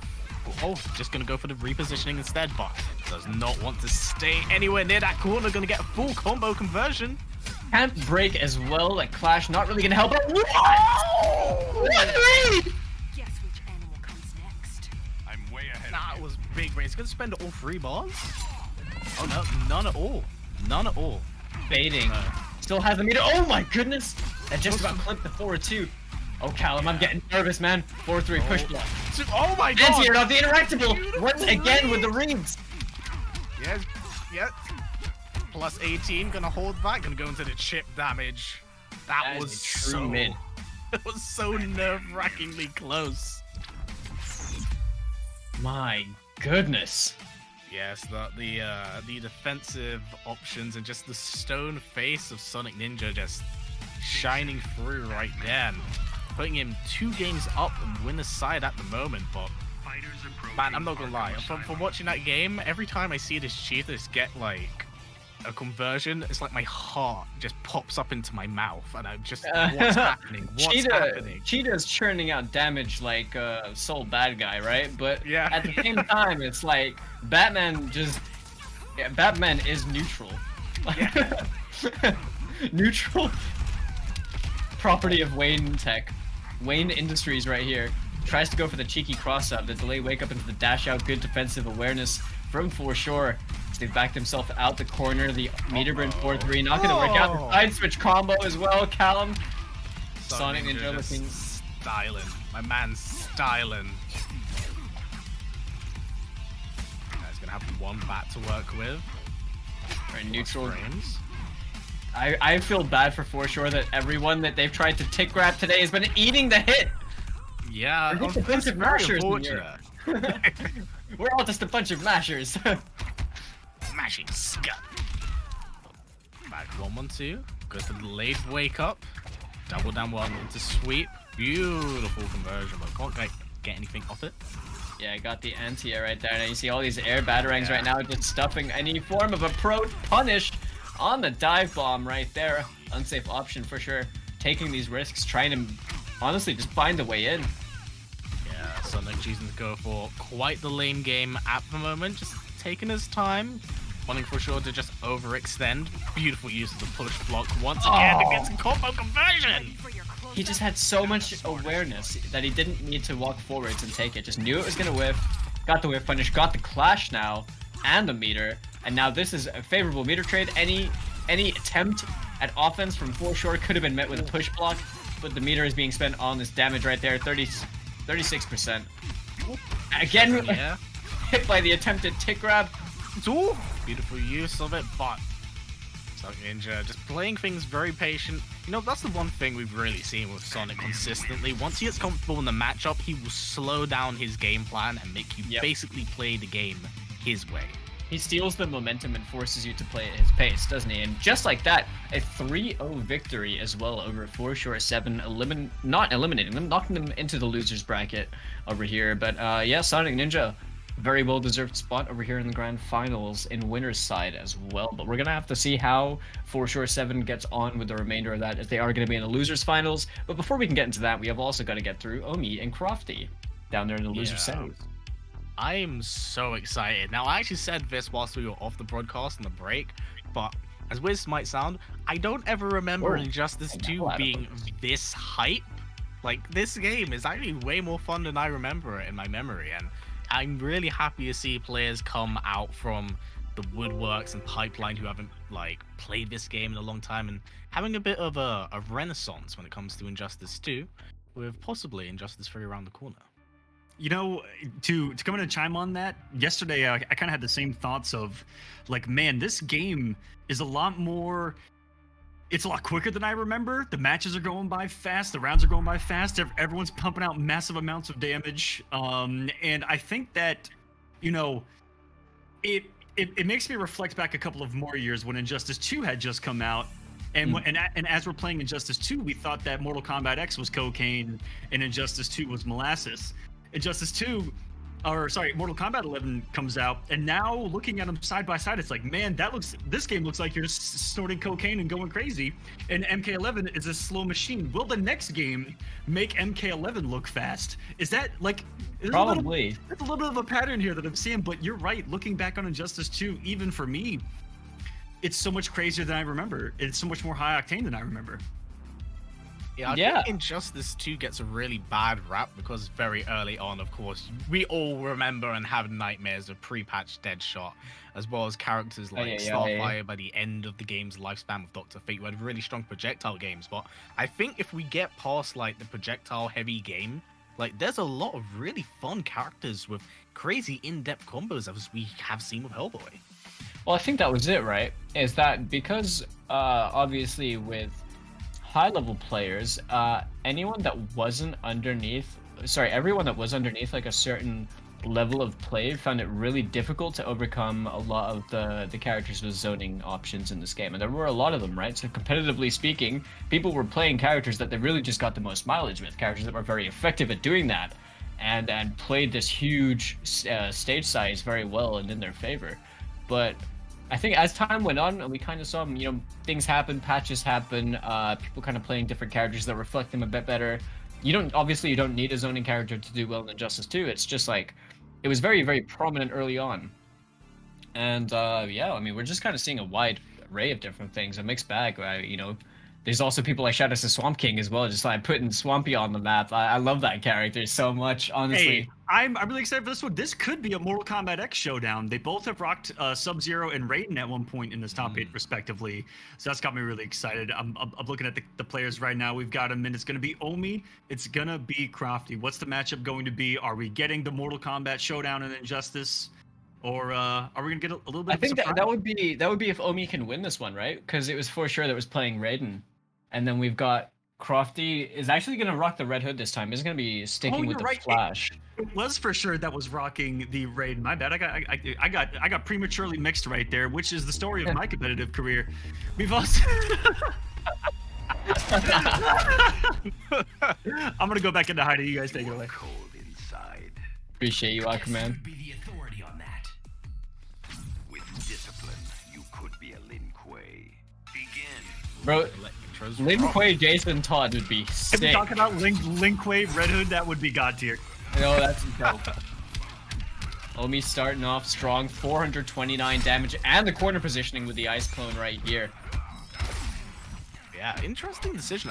Do you think he's gone for Red Hood for the bomb setups to kind of crush what the trap's capable of?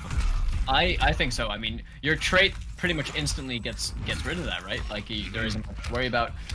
But I don't know. Isn't Red Hood's forward dive good against the clone? Does it not stuff a few options? I believe you might I don't think it is. It's probably the back one, but I'm pretty sure as a reversal option. Did we not see Sonic back in the day doing that? Quite a lot. I could be sorely mistaken, but either way, the meter burn back 3 is going to be good. It's going to connect, but there's no combo follow-up from Crofty. We're seeing another drop. Yeah, doesn't quite get a conversion. That ice clone was a bit too close. Seeing Crofty throw a lot of clones at the moment. Spending meters, being very impressive. Meter burn back 3. Doesn't quite get the full conversion, unfortunately. Yeah, this execution's really letting Crofty down at the moment, but he is going to get the health bar now. This game isn't quite over, so we can't speak too early, but definitely these execution problems are going to be haunting if they persist throughout the remainder of the set. We are in loser semis. This is top 4 for everyone watching that might have just tuned in. Loser of this set is going to be out of the tournament. Winner's going to advance on to play against For Sure, as we are getting the first trend. It's the first stage transition of the night. Of the whole tournament! Oh my God. The whole thing! The first time we're getting it right there. The hands of Omi. Oh, big down 2, but no one quite home. The records. Patience being shown, but yeets the ice clone, gets caught by it. Omi puts 1 point for himself on the board. Inconsiderables Omi out here showing that he is not just a menace with Sub-Zero in MK11, but he is in Injustice 2 as well. I'm pleasantly surprised because I actually, didn't know that Omi played Injustice 2. So to see that Omi's proficient at Injustice 2, very comfortably playing, I mean, I didn't know, so I'm pleasantly surprised in that respect. Crofty obviously going to be switching back to the reverse flash over here. Now, I think maybe wanting to try out the Red Hood at first just to see how it goes, but realistically, this matchup isn't probably one of the most favorable ones that you could have. However, we're going to have to see if Crofty knows about the back forward one reversals, try and stuff any fake own pressure. That was a sick conversion. Goes into stance once again. The overhead this time doesn't quite go into it. Crofty's slowing things down, but does get caught with the ice clone. Be very, very careful. That thing is a menace to deal with when you're playing Flash. It shuts down so much of your offense. It is reaching with that string. Oh no! The down 2 triggered it on the first hit, so the ice clone caught him on the second. Smart stuff from Omi right there. Applying the pressure with the shatter in the corner. Now we're seeing shades of MKX right here. The down 2 gonna trade with the jump 3. More block pressure right here from Omi. A lot of chip damage in the back 2-2 counter poke.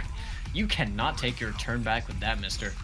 Yeah, once you, of course, spend meter for that shatter, it's just all hell. I'm just gonna keep throwing all those barrels. Remember the days where those were unblockable? I know, haunting, nightmarish.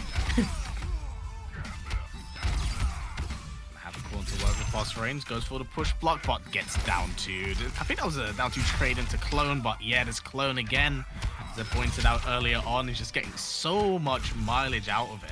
Oh, you're just being a dick. You're just being a dick. No, we aren't friends no more. No. This is through and through the Sub-Zero that pretty much all of the community feared in MKX, bar people like myself who played balanced Kenshi. We don't fear Sub-Zero. But again, yeah, it's like how do you approach, right? How do you approach the way that Omi's playing? How do you sleep at night? Hiding behind a clone like that. But also as a fellow person who liked to dabble in Flash quite a lot, how do we sleep at night? Reverse Flash.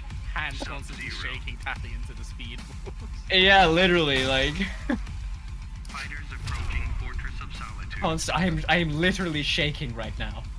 So, fun fact about how much of a dick Eobard Fawn is.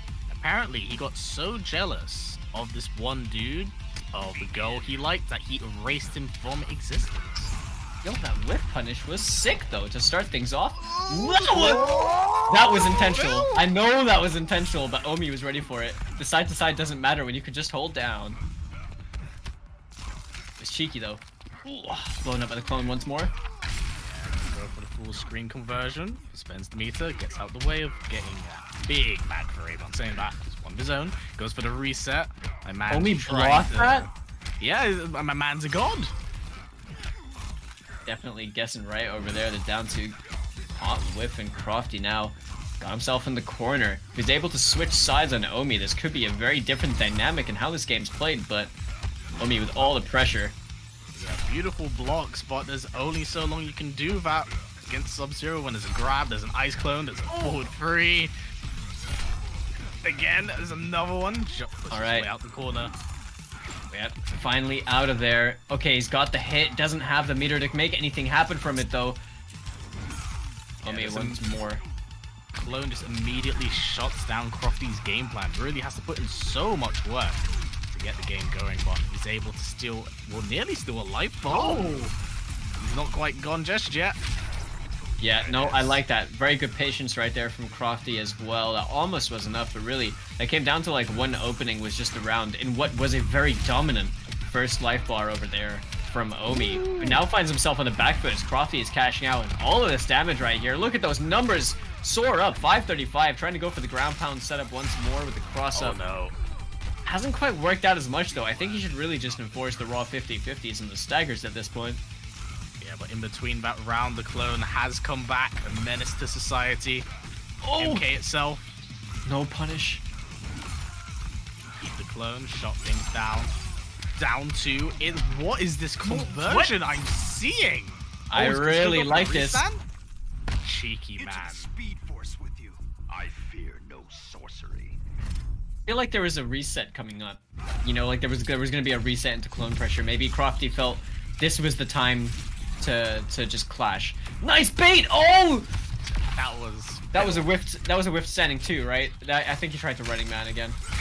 Oh no, he's gonna get back round bounced. Quite get a full conversion off that, but goes for a big down two, goes for one into the command grab. He's gonna spend the meter, he's gonna go for stage interaction. Yeah, he's just gonna go for style points. Oh. Yeah, Omi cashing out right there, 337 damage. Oh, reversal super! Oh my god, alright! It's the flash special. Wait, that's dead, right? Welcome to Rewind, no. baby! Wait! One more hit! Whoa! You got the shield. One more conversion. Oh, time to... Whoa! No! He literally came in swinging! Not oh like my this. god! Sorry, homie, but I got to hit you with one of these. Omi said, everybody, chill! My goodness. And Omi, 3-0 over Crofty. That is going to be the end of the road, as you saw there from the game over for Crofty, but still really good placement over here in the top 4. And Omi, it looks like this MK matchup might be happening. It depends on how for sure plays this, right? But on paper, hear me out, right? We could be seeing it. Because Raiden, I can see him working against the way that Omi's playing sub. If Omi decides to play sub, I can see it. I can totally see it working. Don't forget the way that for sure had been playing Raiden, especially when he's utilizing that trait as much as he is, you know, controlling the spacing the way he's actually using those orbs as well. Throw behind Sub-Zero, teleport behind it, kind of change up the game plan. I'm really looking forward to it. All right, guys. We're going to give him a little bit of a breather before we set up that match with For Sure. So we'll talk for a couple of minutes. We'll take our last break of the entire night, and then we'll come back and finish out the rest of this tournament, guys. But holy crap, what a sequence there towards the end. I definitely grabbed that one. That one's going on Twitter for sure. That was disgusting. Right when the entirety of the Speed Force had a little bit of spark, a little bit of, I don't know, hope. And then deleted. Ironic. And the then blue lantern ring was crushed before him. And then absolutely deleted by that interactable. That was such a good match. I'm still hoping for a game number 5 at some point during this tournament. I know that our producer in the back, Rick, is dying to press that button. Rick, how badly do you want to press that button?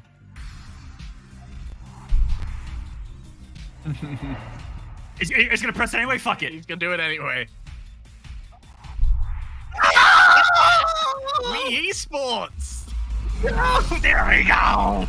Oh, just look at it.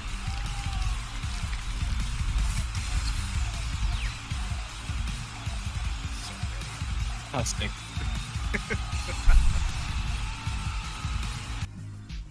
Oh, well, we're back. What's up, everyone?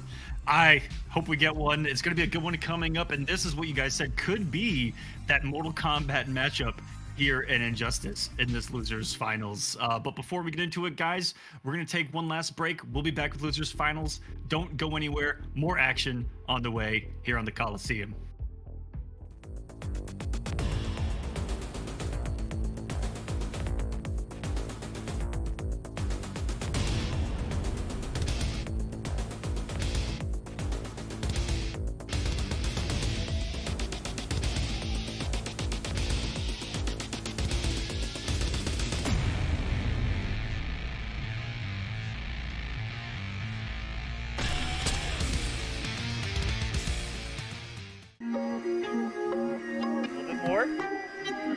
This will mix a little bit. I'm a quarter from high. I just completely missed the cup right there.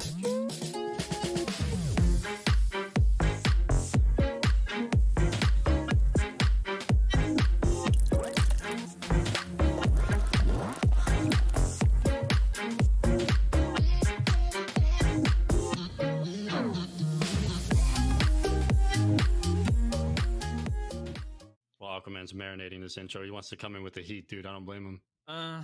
Do I come out like Evo topping? Oh shit, everyone! No. Dude, I would not be ready for that. Welcome to the Kolosseum. Oh, you know, for what it's worth, when you're doing like little highlights of this podcast, you know, like little 5-second intro. This is what you're gonna expect. That might be a cool one. Steal. That's what you're gonna expect. Oh, right out of the gate. Screaming. Hello, everyone. Welcome to the Kolocast, episode number 1, Wasminator. And then ask a really ridiculous question. I was thinking something really ridiculous. Dude, I thought you were starting. I got my game face. I was like, yeah, I wasn't sure either. Bro, holy shit. All right, let's just get this money. Did you hear what Rick said? All right, Waz, right out of the gate. How big is too big?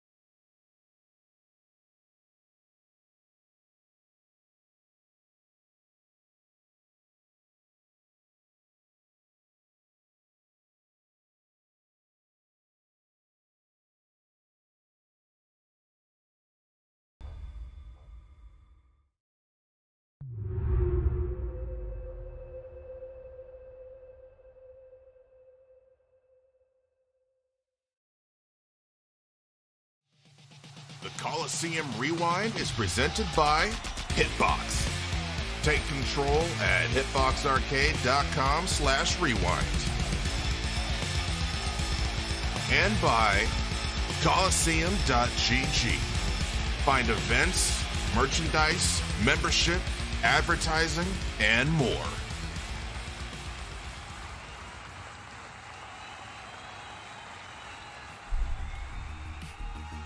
Welcome back, everyone, to the Kolosseum Rewind presented by Hitbox.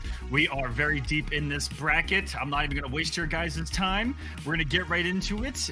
And if we got the bracket ready, can we go ahead and take a look? If you guys are just now tuning in, thank you so much for being here on this beautiful Sunday morning. If you're here in North America, it's early afternoon now.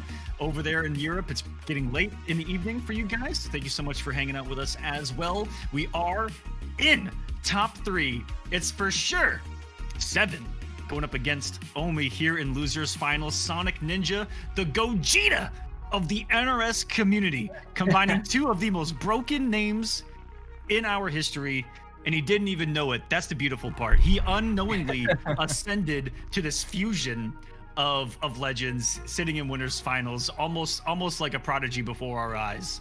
Guys, it's been awesome to go back here to Injustice 2 here on Rewind. How you guys feeling? History Falcon, they've been with us the whole time. Shouts to you guys, man. Thank you for having us on, man. Yeah, it's for real. Good. So good to be here. And, you know, these matches have been exceptional from start to finish. You know, so incredibly explosive. And you know that last match we just had, I mean, we may have accidentally blown out everyone's drums, but there was good reasons why we did that. Yeah, I think in, you know, hindsight, the clip was worth it. So in all seriousness, right? Like, we've had a really good top 8 so far, obviously, and I mean, for real, shout out to you, Aquaman, for really doing something to really put the European players out there and showcase. Just like, yeah, everyone, this is all just a very enjoyable experience for everyone taking part. Honestly, speaking on behalf of the entire team here, we have fallen in love with so many other communities outside of North America, but Europe, there's something about getting to get on early in the morning, knocking it out. Yeah, knock it out. For one, it's phenomenal for us to end early, and I actually have to enjoy my evening. But you guys show up, man. Yeah. Europe shows up. Everyone that signs up, most of you actually check into your matches and actually show up to compete, which is another great quality. But you guys have been incredible over here and everywhere in the globe, and it just goes to show you that, you know, the community's worldwide. So thanks for supporting us as well, getting to be able to do things like this. It's because of you guys that we're able to do this kind of stuff. So thank you guys so much. I'm going to give the mic back to you guys as we're jumping into losers finals. And it is the Mortal Kombat showdown, baby. It's happening. Our arrival in this realm. We must prepare ourselves for combat. Begin. Oh boy, they even made the references and everything. We're here, Team Considerables, Omi, rocking the Sub-Zero as they have been doing throughout pretty much the most of this top 8. The vast majority of it, for sure. Back on the Raiden over here. Yeah, we really got to talk about how much mileage Omi has been getting out of the Ice Clone with Sub-Zero. He's just been doing absolute wonders in these matchups against really aggressive players. Yeah, it's for sure ducking that Thunderbolt. Okay, the projectile not gonna work out. Anti-air? Was that an anti-air? That looked like one. Beautiful use right there, but the Ice Clone is gonna be back in play. There it is. Gotta be very careful, but goes to meter burn back through. I like it. Spending. Yeah, spent that meter just to be on the safe side as well. We're gonna get a little bit of a confirm over there. Gets the knockdown, gets the side switch as well. Omi sliding his way back over here to mid screen, and that should be the health bar for him. This is basically MKX. This is basically MKX. Yeah. Europe came over here to play MK in Injustice 2 in losers finals. Have it no other way. We really are, you know. MK heads through and through as we can see. Look at that. I mean, yeah, this is where you just really don't want to be. And yeah, for sure is like, yep, nope. But gets caught with the ice ball. Very gonna get full combo conversion. Push back. Oh my god, that dash. You should fear a god's wrath. 1-2 into that ground bounce. Omi looking hungry right now. force that clash, and we're only going to see 1 bar spent from For Sure, getting back 15% life. And now it's going to be a battle. Ooh! Goes by their fingertips right there, spends the meter. Gonna get full combo conversion and the corner to work with. Plus frames and to take you into the corner to the down one. Jazz Hands forces the clash from Omi. I cannot be defeated. Spend the meter, gonna take a little bit of life back. There's the clone in play at the moment. Ooh! Drop the punish, but granted another opportunity. For Sure 7. Pulling things back. Oh! Caught with a forward 3. Oh, doesn't quite catch him out the air. I almost called forward 3 back 2. As he gets game number 1, these guys are scrapping. For Sure came out to play. Oh my god, I definitely called it back 2 yesterday, now that I think about it. Yeah, right. Oh no, I definitely did that. Oh my god, it's his forward 3 in this game. Yeah. Not like this. Not like this. Well, incredible match. You know, this is so hype. I'm absolutely loving what we're seeing from the EU community. Really putting on the show of what we have with our players. And who thought that we'd have a Raiden this far in the tournament, right? I mean, at this point, right, for as much as I guess we've heard complaints about the character, seeing him this far in the tournament and being played like this doesn't feel like... this has happened between both MK11 and Injustice now, where characters that I guess... Is Raiden regarded as bottom 1 in this game? Is that what people were saying? I think I don't know. I think that he actually was, for the longest time, regarded as the worst character in Injustice 2. Right? It wasn't that the same thing with Rambo? Sure is, and was, and always will be. Maybe you guys should load just your heroes? level up. Goes for the meaty forward 3, doesn't quite get it due to the late wake up. That one has clone, no one quite home. Now you have the ice ball. There's the plus frames down 2 into ice. Clone, disgusting. What you nice. That was a very good option right there from For Sure. Takes Omi further towards the corner. Tried to get the punish on the slide. Staggers from that single hit. Gets the life bar as well. To instinctively not call them rounds as well. Gets the life bar over there. And they get the extended string too due to using that trait. You know, that trait ability really does change the abilities of his strings, but what's happening? He's playing. He went from Thunder God to Master of Storms in a moment's notice. Gonna push him into the corner. Goes for the forward free. Goes for the cancel. Disgusting. Maybe not a believer of his own work right there. The Jazz Hands pressing buttons. He's got to be careful with quite a health deficit. Yeah, Bobble straight out of there to go back into the neutral. Back over here mid screen. Omi trying to find an opening hit, trying to make something count. But at this point, it's all just chip. Yeah, not impossible, but it's a lot of work to put in. And, you know, Omi bring things back a little bit. Does still have Clash locked in. He does. Same that. You know, I really like that decision. Just alleviate the corner pressure, kind of reset to neutral.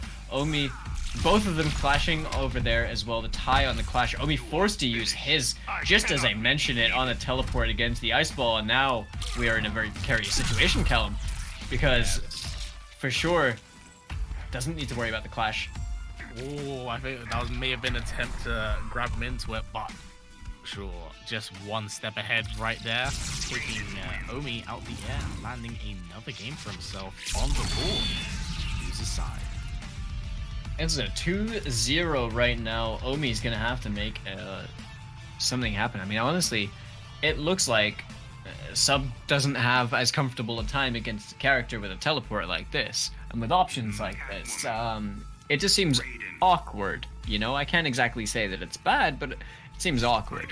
And we're seeing For Sure kind of, you know, anticipate what Omi wants to do a lot of the time. I mean, now we are betting it all on Catwoman.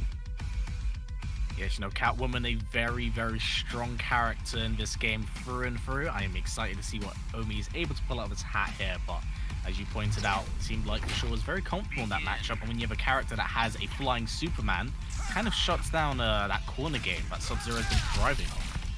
Yo, MK12 wishlist, he just does the yell again at the screen. beautiful optimal conversion. 55%. That was 55. That was. Jeez. Oh, Okay, takes nice the armor trade. I like it. It drops the combo. We definitely saw the unease with the Catwoman earlier. A lot of execution errors. Yeah. Oh, accidentally walks into Lightning Storm. He's gonna go for the optimal stuff. 39%. Just For sure, right now. Fire. Playing like a freight train right now. Challenge over there as well. Omi trying to fight their way out the corner. Lightning String grip. Very, very dangerous to do, but hasn't getting away for it. Damn her lower hitbox. Surprised this fight's not over? Elder gods, protect me. Oh, that's so cool. Beautiful dodge right there, but gets reversal shot. punish. Good match of knowledge right there. 35%. Goes to 4-3. Cancelled. So disgusting. Callum right now, this is a very sticky situation for Omi. It really has to try and find opening hits and make them matter. No whiff punish. Yeah. Air to air. Seems like Omi might be a little bit afraid to overextend, and I can understand that when Raiden has his trait active, you know? Extended buttons, extended strains can really knock you up the offense that you want to get going. I mean, well, that's true. You have a half screen jumping. Like, these 1-2s are going to connect a lot. That is a health bar now. Omi trying to make something happen over here for sure. Really going to have to try and stop Omi on his tracks. I mean, we've got full cat scratch loaded as well in that trait. Can't forget about that, but whiffing. Oh, no. Oh, tries to call out for it there, but big down two trade between a pair of them. For sure, it's going to take it over Omi. 3-0. Also netting the run back against Sonic Ninja in the grand finals, and what a truly fitting way for a Raiden to win with just a down two. Very Mortal Kombat. And for sure, yeah, with that 3-0 victory is going to be eliminating TC Omi over here in the top 8. So they are going to be falling. Commiserations to them, and GG's throughout for displaying a super solid Sub-Zero and Catwoman. But now, yeah, for sure, going to be able to go for that run back against Sonic Ninja in the grand finals. Definitely going to have... It's going to be a very tough battle because Sonic adapted insanely well in the winners finals. And now we have for sure needs to win, 2 sets to make this happen. You really got to keep in mind from what we've seen of Sonic Ninja. We talked about him very, very early on in this tournament about why he's so good at this game, where his strengths lie. We've been seeing it on full display here. His adaptation is impeccable, and the way he's able to not only just counter-adapt your game plan and then make your game plan his game plan and force you to play around him has just been oppressive, to say the least. Yeah, he's able to just control the flow of the game, but at the same time, it feels like For Sure's kind of got, a warm engine going into this, presumably feeling fairly confident, maybe quite good about, winning that losers final set 3-0 and riding that momentum, kind of riding that high into the grand finals as well. So that could be something really good for them. But Sonic Ninja, on the other hand, only needing to win that one set, as of course they are on the winner's side, is going to have their patience, really, is the scariest thing. And the prize pool update, shout outs to all you guys over there contributing through the Matcherino as well. Much love to everyone out there. Do ! Matcherino as you see on the screen as well for the link. If you want to contribute, be sure to click claim reward as well for a free 50 cents into the pot. As you can see on your screen right here, quick tutorial for you guys. Easy as that. Just click on the link in chat, click claim code over there in that bottom right on the blue button. You can contribute towards this pot. Yeah, that's it. That's honestly it, guys. Isn't it crazy? How easy it is to add to this prize pool. There's still 13 codes remaining, and a huge shout outs to Tweety, Swamp King, and a couple others who during the last couple of sets just bombed the Matcherino with those coupon usages, bumped us up to $73.50 so far. And guys, grand finals is about to start. Get those final contributions in if you guys want to see these players take home a couple of extra bucks this evening. Invites out, and you guys have the floor. We're just waiting on Sonic. There he is, and predictions are up. Good luck, everyone. Oh, damn. Wait, someone dropped 35,000 points on Sonic already? Just right out the gate. Right out the gate. Okay. Going all in on Sonic Ninja. The confidence in this young man over here from the UK, as Foreshore is going to start off the grand finals rocking the Vixen Premier skin for Cheetah. And man, does Sonic Ninja just have the coolest Batman drip, or what? Like, we're seeing every single suit so far has been godlike. And it's been different every single time too. Yeah, right? Legends of Drip, and again, just makes me want to do a fashion show even more. And it's about to get grand finals in that too. I have written on my notebook it might be happening, but let's go, ladies and gentlemen, grand finals! Ready to get things started. Go share this with your friends. All your mates involved. Get them to put in the codes as well to support the match. Yo, yeah, shut up. Your mom hit exclamation mark match arena. Splat and knocked down. Frames spends the meter, trying to push himself out slowly but surely. Caught with the low into the interactable cheeky stuff from Foreshore. Has Sonic Ninja over here in the corner. Probably was a dive bomb attempt. Gets the punish this time. Get the lead, but goes for the late wake up. The first kick grab connected. There we go. We're seeing signs of life. He's gonna pick point blank. Gets another throw. Definitely riding a fair bit of momentum from earlier on, but Sonic looking to slow things down. I like it. Ooh, not enough damage to kill. Had to come off the extra bar just to secure the health bar right there. Sonic Ninja gonna take the first one over here in the grand finals. 1-2 plus 4 over there, staggering into the 4-2. No biting, trying to go for the shimmy on Foreshore. Gets the whiff punish though. This is gonna be a lot of damage. Oh the upwards batarang goes for the back three again. Throwing all caution into the wind. My god, just Sonic Ninja just woke up in this game with violence. He really very did, yeah. Aggressive. He pushed the button for more violence. Okay, we're gonna get a clean punish right there. Oh, the 4-3 to blow it up! He knew that air escape was coming. Yeah, dots around the screen at the moment. All right. Puts him on one bar as well, but for sure has a fair bit of work to do. But this is Cheetah, and if anyone can do it, it's most certainly her. Oh no. Trait active. That drop was very crucial right there for Foreshore. Good defense, push block from Sonic Ninja. No more trait to worry about for this moment. 4-2-3 keeps himself safe. I like that decision. Forces the clash as well, while he still has the lead in the health. Got a fair bit of work to do, but for sure been sitting on this little deficit of health very, very patiently. So he's got to be in a very careful place. Does not have access to the small bats at the moment. There'll be a solid wall of defense. Get yeeted. Take down two, no one home. Now, coming off that bar is very important for Sonic Ninja. There is one more bar remaining for Foreshore, but running out of health. No, that's gonna be dead.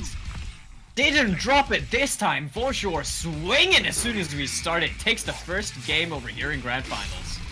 My goodness me. Again, I said at the start of it when he went to one bar of health, if one character can clean the board, it's without a doubt Cheetah. Once he gets that buff going, just that life bar just liquidates. I mean, huge shoutouts to Foreshore for keeping themselves composed that much to be able to make that comeback happen. That was a very tough one to do, and really did pretty much did that without the assistance of the trait as well. You know, we weren't seeing explosively high damage like that. There were a few drops here and there, but really played out the long game and got themselves the first match. But now we're approaching game number 2. Sonic Ninja, you know, all it really has taken him is one game to adapt at the longest to start seizing control of the set. We'll have to see if there's going to be a repetition in that department, or Foreshore can keep this lead up. Yeah, once Sonic can slow down his game plan, you are basically playing the game at his pace. There it is, hands the bats. Dash in this time around, but goes for the wake-up option. 211 damage off that as well. Seeing a lot of back and forth using the aerial mobility that Cheetah has to offer. Ooh. Tech throw at the moment. But once again, Sonic Ninja choosing to slow down his game plan. Played very aggressive and proves wow. Just back to point blank. Fair enough. Big respect. My goodness. We give him the benefit of the doubt. It was probably intentional. Even if it was an accident. Give that to everyone. Okay, finds the opening hit though. Yeah, that's gonna matter. Oh my god. Ground bounce. Yeah, spent 2 bars on it though just to get the trade up as well. Oh, that's gonna hurt. 30%. The life bar just liquidates. Really does. Insane.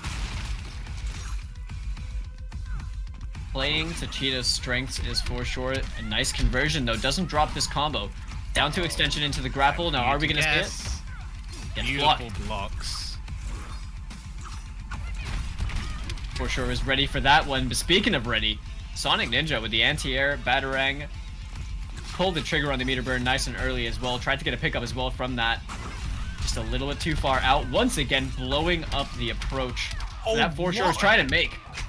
Wasn't quite ready himself, I feel, but gotta go for a full combo conversion. Unfortunately, does drop it, but does have the trait active. This is he has to go for the clash. He can't. He had to. Damage. He had to. He had 3. He has 3 bars. 3 bars. Spend a 2, get some life back. Agree with this a lot. As well. Yeah, the 1 bat out. Keep it defensively. Use it to steal the turn. Use it to negate any options that for sure might have, but the throw gonna connect at the end of the string. Low gonna connect as well. Blocks the cross up. It's tight execution going on right now. These cancels are crisp, but he's gonna get caught for it. That backward stagger into the jump. Really, really psyched out for sure. Sonic Ninja trying to make this happen, forcing the clash. I think Sonic Ninja actually might have a little bit more meter. No, they're even. They're even. Right now, 2 bars. He's got the advantage for the next bar. Yeah. Yeah, and of course, if you're Batman, you got meter, you're all sorted. As he uses it right there, and Jakes evens it up 1-1.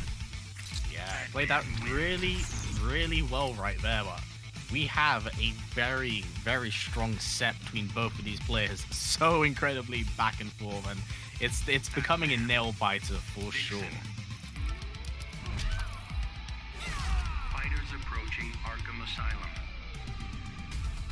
Jumping back onto a different stage, Arkham Asylum. We've seen this one a little bit earlier on today, actually a fair few times. Yeah, that's Arkham Asylum. Begin.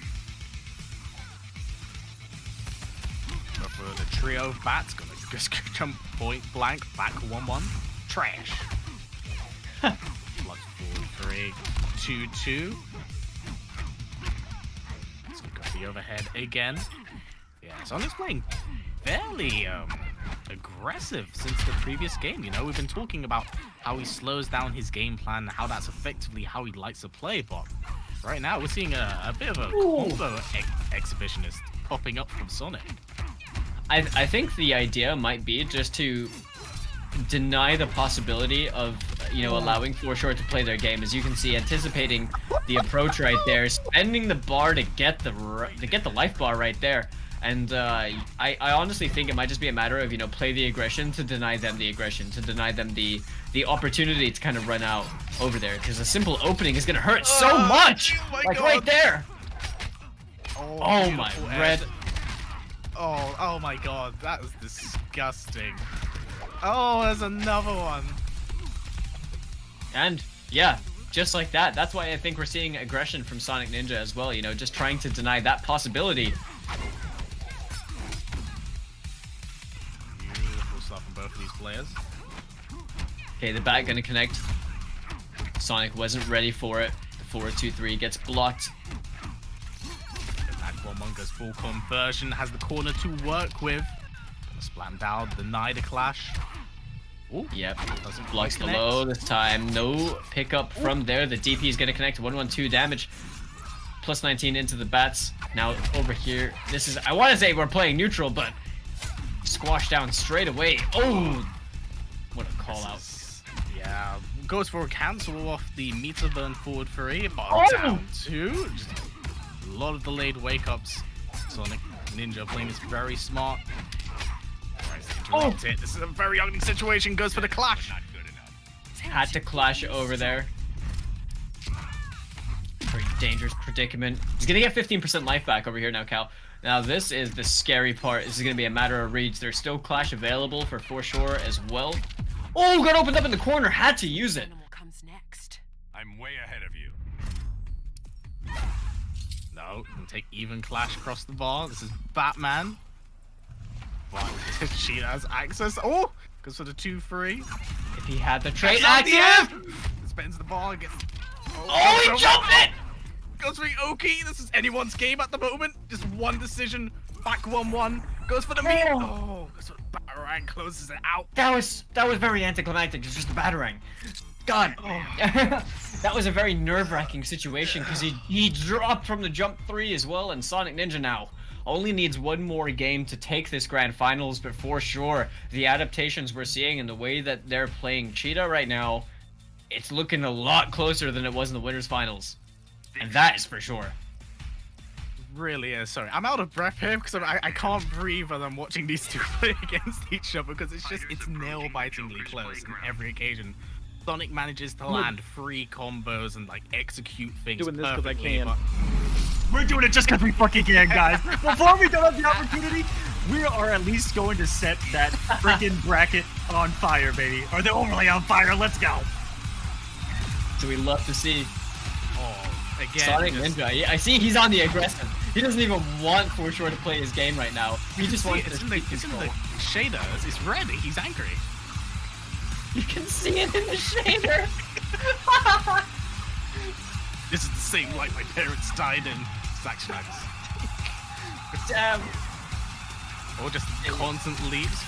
Oh, he confirmed it. Nice use of them. That. What a trait right there. Everyone's demon. Oh.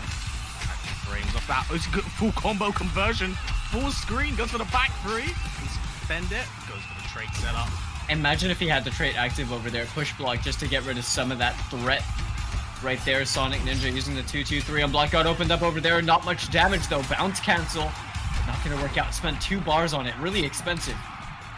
Beautiful blocks from Sonic Ninja at the moment. This is the health bar so close, goes for the meter burn, spends it, lands him, splats him down in the corner. Jump 2, 1-1-3. The second time. Yeah, so we'll get a full combo conversion, but Sonic Ninja tournament point right now. The back 2-3 from Batman is the duct tape of all strings. It really is just to do everything. Get the back throw, has the corner to work with at the moment, but here. Oh, trade combo! No, almost got the side trip from it as well. There's so much damage on the board, and again, we're back to 1 bar between both of these players. Clash active. This is scary. Oh. Look at the meter that For Sure has available as well, and the trait's active now. Gotta be careful. Oh, gonna get full combo conversion, goes for the 1-3, but get the clash. This is wise. This is gonna have, obviously, the trait is gonna be on cooldown. Gets 15% life back, but now it's just a waiting game. My God, what? Oh no. Oh, that's scary. Conversion. Luckily for Sonic Ninja, he didn't have trait right there. 418 damage is still a substantial amount. You're gonna have to wonder if he's gonna have the option to clash right here. Oh, everyone's flying across the screen right now. Alright, slow down the game plan a little bit. So it's building up a lot of meter. But this isn't too bad for Sure. He's gonna build up his trait meter. Oh, the sweep. Okay, he's got the knockdown. Anticipates. This is a very nerve-wracking final situation right here. Full stick of butter right there for Sonic Ninja. Comes off half of it to build back some of that life. For Sure with another opportunity. Plus frames from the 4-3. Gets the throw. Corner to work with, but goes for the slide. Goes for the meter burn Batarang. A lot of patience being shown by Sonic Ninja, but For Sure not out of the fight just yet. Look at that damage! And we are onto our game 5. Looks like everyone's got what they wanted. Let's go! Again, baby. We can press it again. Yeah, hold on. Let's do it again. Yeah. Hold on. Wait for it to load. Hold on. Let's make it look nice. Come on. Yeah, hold on a second. Look at that outro, though. What a match. Guys, we talked about it before this tournament. This was the one. This was for sure. Today, the 7th time that he's probably entered a tournament in his life, because we know that he has gone through the iterations of For Sure 1, For Sure 2, For Sure 3. Aquaman, what if we were wrong? It was for sure today. I mean, we could definitely be wrong here, but... What if we were wrong? What if for sure won 6 tournaments in the past? Oh my god, and this is for sure his 7th! And this is the 7th? Wow, how crazy would that be? The cheetah's looking nuts right now. Throwing out batarangs, looks like Sonic Ninja is slowing down his game plan a little bit from what we did see earlier on. Working very well. Oh my god!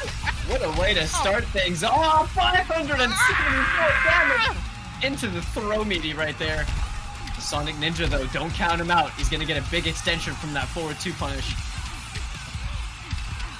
Okay, hold the mix, the schmix. He got it. Ooh, tried the tough pickup right there. A bit tight right there, but... Oh my god, no. No. Is he gonna... Oh, good lord! Oh my goodness! You got opened up twice. Alright, let's have access to a bat. This is where Sonic can slow down the game a bit. Oh, my goodness me, just throwing all caution to the wind. Oh, good read from Sonic Ninja right there. Had to spend the bar just to get the life bar from him. Now Sonic Ninja has the corner position, can make something happen. This is Sonic Ninja's tournament point right here, and this is Forshore's reset point. It all comes down to this life bar. Oh! That just saved Sonic Ninja's life. Tries to go for the cross up right there. No one over the board. Great full combo conversion. Denies the clash. Even that alone. It was so much damage! What is this? Meterman Batarang goes for side switch. Oh, tries to go for the wake up option. That one checks him. He's just jabbing him into single hits. He's just scaring him into the take grab. The just beats him out. Yeah, no one home. Another round. Mom. Spend it all. Doesn't quite get anything off this. Punish. We got the punish. Yeah, the clash is still available. Oh, goes for the instant egg grab. We have a reset.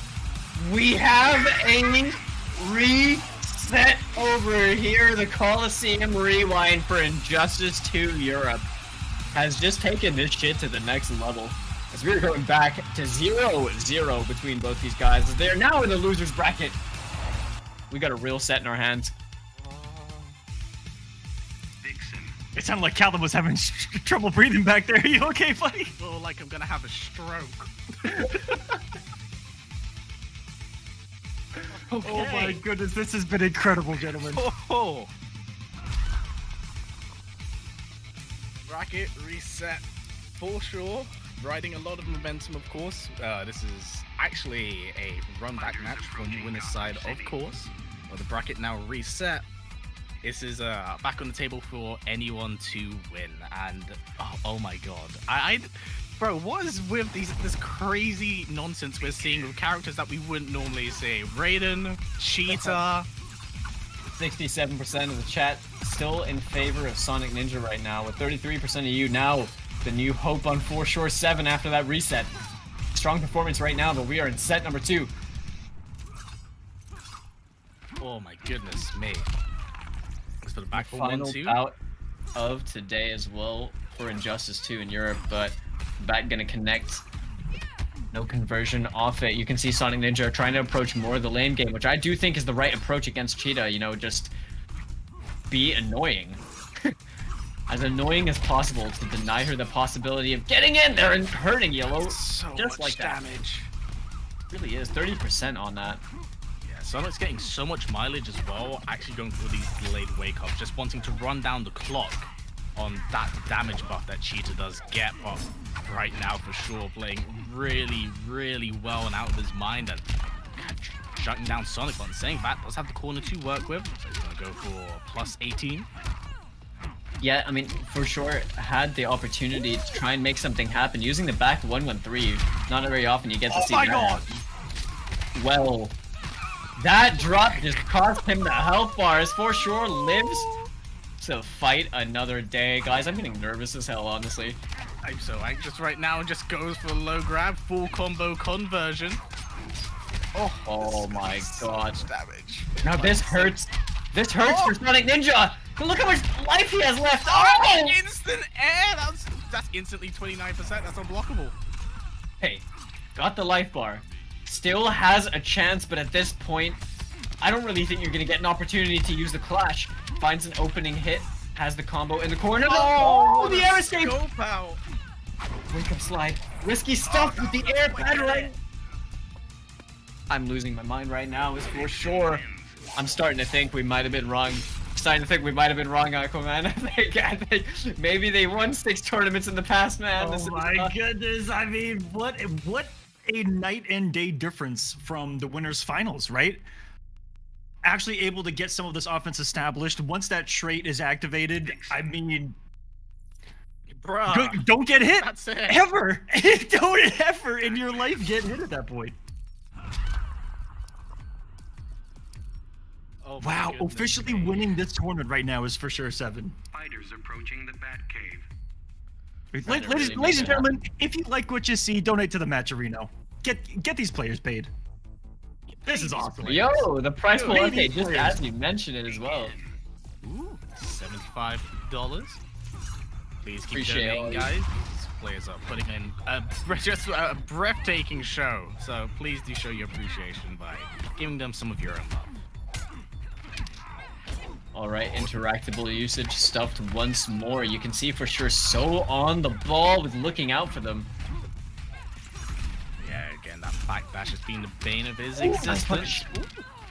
That was a great punish on the interactable with... Yeah, got the cheeky side switch over there as well, just to reposition. Gets the reset. Nope, not going to connect, but the 4-3 crossing up in the corner. Centimeter. So they're playing very, very solid at the moment, but the crazy thing about for sure is once he can land a full combo conversion, he will just go into that trait. Ooh, that's very smart actually, Button saying that. This is like oh my god! Oh my god. This is like the flash effect, isn't it? It's like if you get opened up, you die. Bro, that was a wake up 32%. That was a wake up. I did 32%. In mere seconds, you just disintegrate. Sonic gonna come off 2 bars over here, build back 25% life. Good decision, gonna get a punish right here. Blocking that dive bomb. Dropped combo though. Okay, the back 1-1 into the straight batarang is gonna be good. Now at this space, Sonic Ninja has another chance to try and make something happen. Gets thrown into the corner though. Oh! Drops the combo, slides his way out, goes for point blank, back 2-3. Goes for a grab as well. Okay, Sonic Ninja is waking up. Gonna get a full combo conversion, but goes for the clash. Deny it. I'm way ahead of you. Yeah, for sure. Coming off of that clash about now, the Sonic Ninja had the advantage over there. That was a very crucial mistake for sure right there. Not betting any meter. The clash system entirely favoring Sonic Ninja, who's gonna get a pickup over here.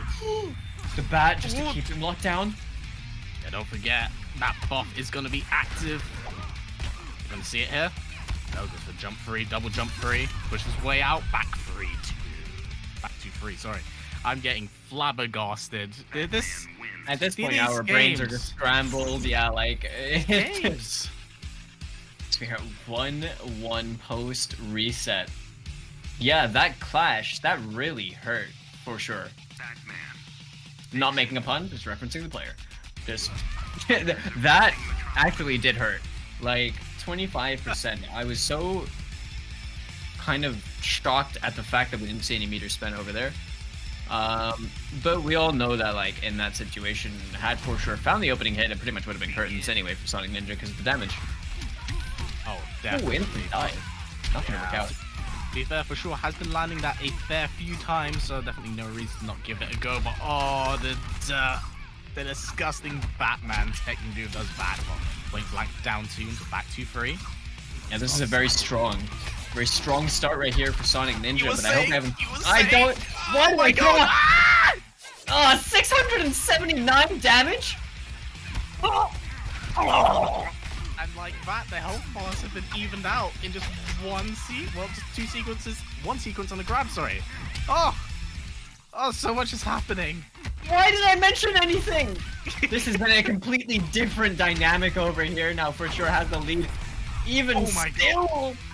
Okay, we saw him in a previous game get a lot of mileage from a small amount of health remaining, but Sonic Ninja blowing up the fake use of the interactable right there, evening things out. This is as close as it can be, folks. Upwards Batarang, but trades with the armor. Oh my god, it's gonna be enough attack. Oh, 40%. And again. Goes for the wake up slide. Batarang possibly in the hopes of a read. What a neutral jump on the throw. Oh, it's optimal combo right now. Oh, but a wake up. Goes for the buff. This is a very scary territory for Sonic Ninja. This is all. It's only 29%. Oh no, gets caught pressing it and denied the clash. That was was sure 2-1 up. Oh my god. So scary at that point, just having to guess between the tick grab. I mean, for sure knew there was going to be the neutral jump, really committing to that, and the double meter burn 4-3s. Huge chunk of unbreakable damage, you know. And now, what a drastic turn of events. Oh my goodness, that was so galaxy brain though to meter burn cancel, covering so many different options, and on top of that, it being a natural mix-up that you're going to be with the tick throw. I do want to quickly note that the end of Summer Jam was insane for MK11. I know a lot of people were watching both tournaments at once. Gur ended up taking it with almost a real match comeback in a post-reset 2-2 gate last round. It was insane. But thank you all for being here as well. If you're just coming over from Summer Jam, welcome to the Kolosseum. We're going the distance here too, for sure. Looking crazy with the Cheetah, and Sonic Ninja's Batman's been rock solid, and he's had these health leads before. But the damage of Cheetah Boy has mounted some crazy comebacks. And we're seeing a lot more patience, adaptation. He's being very patient, choosing his space very wisely. Nice backing off, baiting the dive bomb over here. This should be the round if he plays this out fine. Stage interaction right there, but oh man, gonna go for setup after this. Back 3. There it is. But wake up slide. Gonna take down that buff as well. Oh, but it's gonna just cash out as much damage as possible. Yeah, landing straight down on him, clip by the overhead, got caught backdashing, and that's gonna be the health. Nope, that is gonna be the health bar, the jump 3. So we are now even up. For sure is on tournament point right now. Buff is active. Might I add, it's gonna let it tick down, be a little bit patient, but this has worked to Sonic Ninja's favor before. I agree. I think he should be playing this lane game as much as he can. But obviously, For Sure has been choosing his moments very, very well, and we've seen it kind of be disastrous for Sonic Ninja previously in the set, but he's going to find a big opening hit, forcing the clash as well from For Sure. Yeah, Sonic's free bars to spend here, but can hold on to them. For Sure spending both of his. Ooh, he's caught by the edge of that jump free, but wake up, Batarang.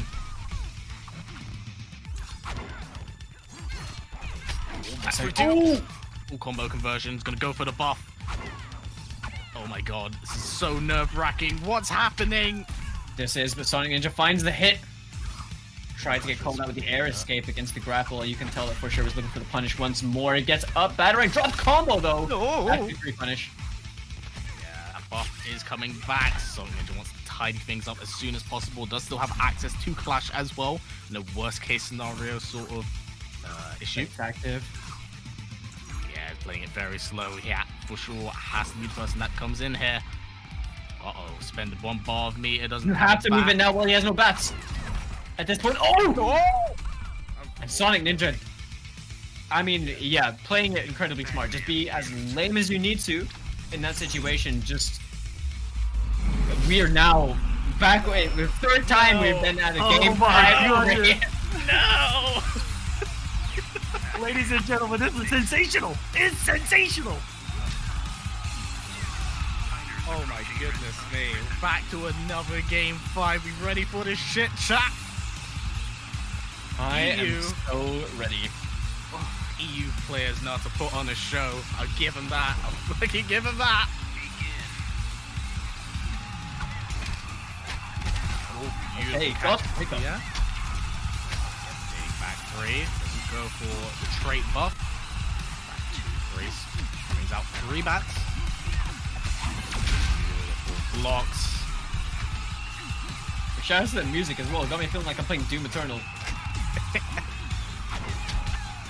Nice anti-air. That was crisp. Unfortunately, doesn't quite get the full conversion off it. Oh, the beautiful stuff. What a conversion. Gonna Sonic Ninja angry right now. Yeah, playing very smart. Oh my god, he's ticking all the right boxes and buttons. He's bring out a bat. 2, 3. Yeah, just trying to chip. There it is. Sonic Ninja now on tournament point. Looking to try and secure this one. The big leap is gonna connect. The ground bounce cancel as well. Netting out and quite a fair chunk of damage, but we are even! My god, in just a moment's notice, we have evened things out. Now, any player is capable of winning this right here. Both players on tournament point. I'm pretty much at a loss for words. Flash early on. Yep, takes 1 bar of meter, bring back some life. Does not have a bat to work with, unfortunately, at the moment. Gets dive bombed in on. Very late dive bomb as well. Cross up, goes back 1-1-2. Forward 3 spends the meter, back 2-3. Upwards Batarang. This is where Sonic Ninja does excel, but the unblockable. Oh! Gonna go for no buff here, goes for the big jump 3. Nope, slow tick away at him piece by piece.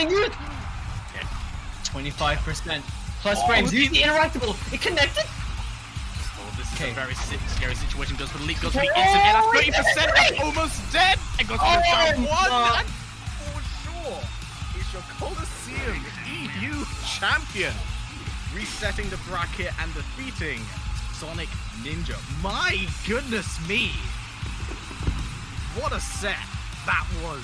Sweet Christmas. I am so impressed at the fact that we've had someone basically just coming out of the woodwork and taking this whole thing, but not just that, getting the run back and making the miraculous losers run as well. We are at a loss for words as my camera focus is once again shitting the bed. I need to know a couple of things. How many channel points did people win off of those bets? Because oh my goodness, the odds had to be insane. It was like 40,000 to 100 the first time around. Second time around, overcoming the odds. Why did we ever even doubt it? This was for sure his 7th tournament win in a row, gentlemen. That was incredible. Cheetah, Raiden. I thought that. Honestly, for sure his performance today was stellar, right? But that grand final set was such an amazing way to showcase European Injustice 2 right there between 2 amazing players. And that really went down to the wire. Just absolutely down to the wire. And GG's, man. Shout out to Sonic Ninja as well. Really putting the work out there with Batman. But let's not take anything away from For Sure, who just, you know, worked incredibly hard and performed so well today. That was madness. I don't know what other way to put it. That was just sheer and utter madness, and I couldn't have been more happy to be a part of it. Big thank you, EU guys. You lot are absolutely insane, and you know what? We were very pleased, but you're always able to put it on exhibition. So thank you to everyone who's been watching, as well as those who have been participating, giving us this incredible entertainment this Sunday.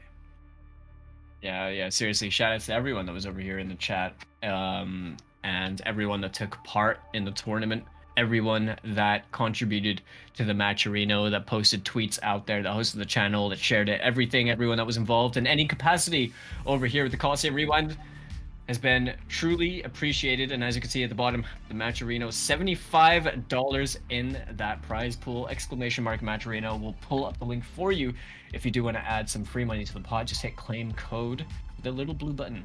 As you can see, a little tutorial popping up on your screen over here. And honestly, shout outs to you, Aquaman, and to watch it. Just real quick, watch it. Click. It takes you here. That little claim code button right there, guys. That little one.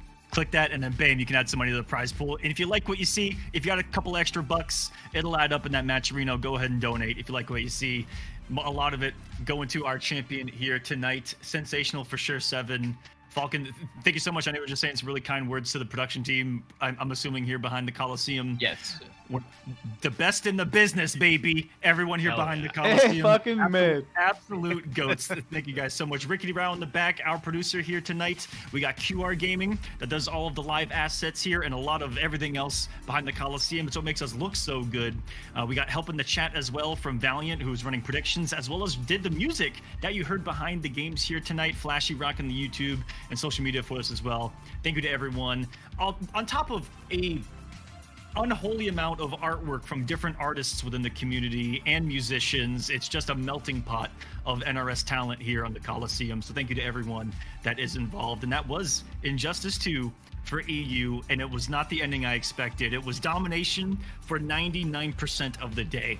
We watched hours of 3-0s and 3-1s, gentlemen, and then we were delivered a classic. Yeah, honestly, that was just a stellar grand finals. Couldn't have asked for anything better to really be the revisiting to Injustice 2. You know, and it just was a really, really great top 8 throughout. And yeah, that was just phenomenal. And again, as we mentioned, I want to bring it up again. Remember when we were all thinking like, nah, Injustice is mad. And now we're back here, years later. I forgot how hyped this game is. It's always been a super fun game, and I feel like the visuals really kind of add to that, give it a lot more charisma in that respect. So when you get to see the cool loadouts and stuff and people performing really well with these characters with that, speaks to us. It's always nice. Absolutely. Guys, before I do a long outro and give some final shout outs, I'm going to give it to you. History behind the warrior. The floor is yours. Tell us what you got going on, where we can find you, and thanks for being here, man. Cheers for having me on, buddy. Well, you guys are interested in following me. I do a lot of content creation stuff on YouTube, covering the backgrounds of fighting game characters of various games. Along with this, I am covering the God of War series. I do have a God of War episode planned for next week, talking about the inclusion of Kratos in Mortal Kombat 9 and what made him unique to both the series and that game, as it is very interesting. And you can find me on Twitter at HBTheWarrior, and you can find me on Instagram that I barely use at HBTWarrior. There you go. Thank you so much. Thank you for being here. One of the legends. And we also got Falcon. Thank you so much for being here. I'm going to give the floor to you, man. I'll just keep it short and sweet, pretty much. I'm Falk, and I do graphic design, I do commentary, and I stream from time to time as well. My Twitch is the same as the name you see underneath, just with an not an exclamation mark, an underscore at the end, because I couldn't get my name. My Twitter is exactly as you see on there, so if you want to give that a follow, I'd appreciate that too. And also, if you want to check out my designs and my art and stuff on there too. But if that's pretty much it. It's just all good. Thank you so much, Falcon. Thank you guys for being here. Thank you to our main sponsor here, Hitbox. They've been with us since Global, helping out the NetherRealm community. Thank you so much to them, guys. Go check out Hitbox. I'm going to put one thing in chat real quick. And if you guys want to help us out, if you like what the Kolosseum's doing, if you like these events, wonder how you can help me out? By just clicking that link in chat and going to check out Hitbox. They just want to get some awareness of their product in our community, so go check them out. In our games, a lot of people do struggle with execution. If you're looking to find a way to improve on your execution, Hitbox is a really good way to start. It takes away all the abilities to fat finger inputs on a pad, trying to do down and then back, and then you get 14 other inputs in there because you did that with your hand. That's when I've been there. I still do it to this day, and I still don't blame that. I still blame the game for my own mistakes, and I am personally learning Hitbox because of that. But the notations, it makes it nice and simple. Back, forward, you got up and you got down. So quarter circles simply become 2 buttons. Wave dashes become forward. Block buttons right here. So your wave dash is just that right there. So simple. I did that left-handed. That's how easy it is. Go check out Hitbox. Just click that link. Thank you all for being here. On behalf of the entire team, just thank you. The support's been unreal. We'll catch you guys next week, where we're going to be having some Mortal Kombat X action. North America, EU and CIS, and Brazil. Brazilian Mortal Kombat X. That's got me really excited as well. So we'll see you guys next week for that. Follow the YouTube as well, the socials on Twitter for all the information on that. And we're dropping videos every single day on the YouTube. All of these shows, we've got podcasts, we've got individual episodes. A lot dropping on the YouTube. And, of course, the website, Kolosseum.gg, where we're dropping a bunch of different merch. There's a membership you can sign up for that's $5. That gets you discounts, exclusive shows, exclusive merchandise, early access to VODs. And we're going to be adding more content to it with pre-game shows where you guys get to see some of the behind-the-scenes stuff as to how we actually get ready for a show, and you see what goes on into the live aspect of it. If you guys, want to see how we, bring the commentators in, that'd be a really cool thing for you guys, especially if you're interested in learning or just want to see us shoot around and cuss each other out. And yeah, basically you're just gonna see us struggle for about 30 minutes and then freaking out. Usually the first hour before going live is fuck, and you guys are gonna get a little taste of that, because when we're live, it's nothing but smooth sailing, but there is a lot of work that goes into it. So thank you guys for watching. We'll see you next week. Until then, from all of us here, thank you and good night. The Kolosseum Rewind is presented by Hitbox. Take control at hitboxarcade.com/rewind. And by Kolosseum.gg. Find events, merchandise, membership, advertising, and more.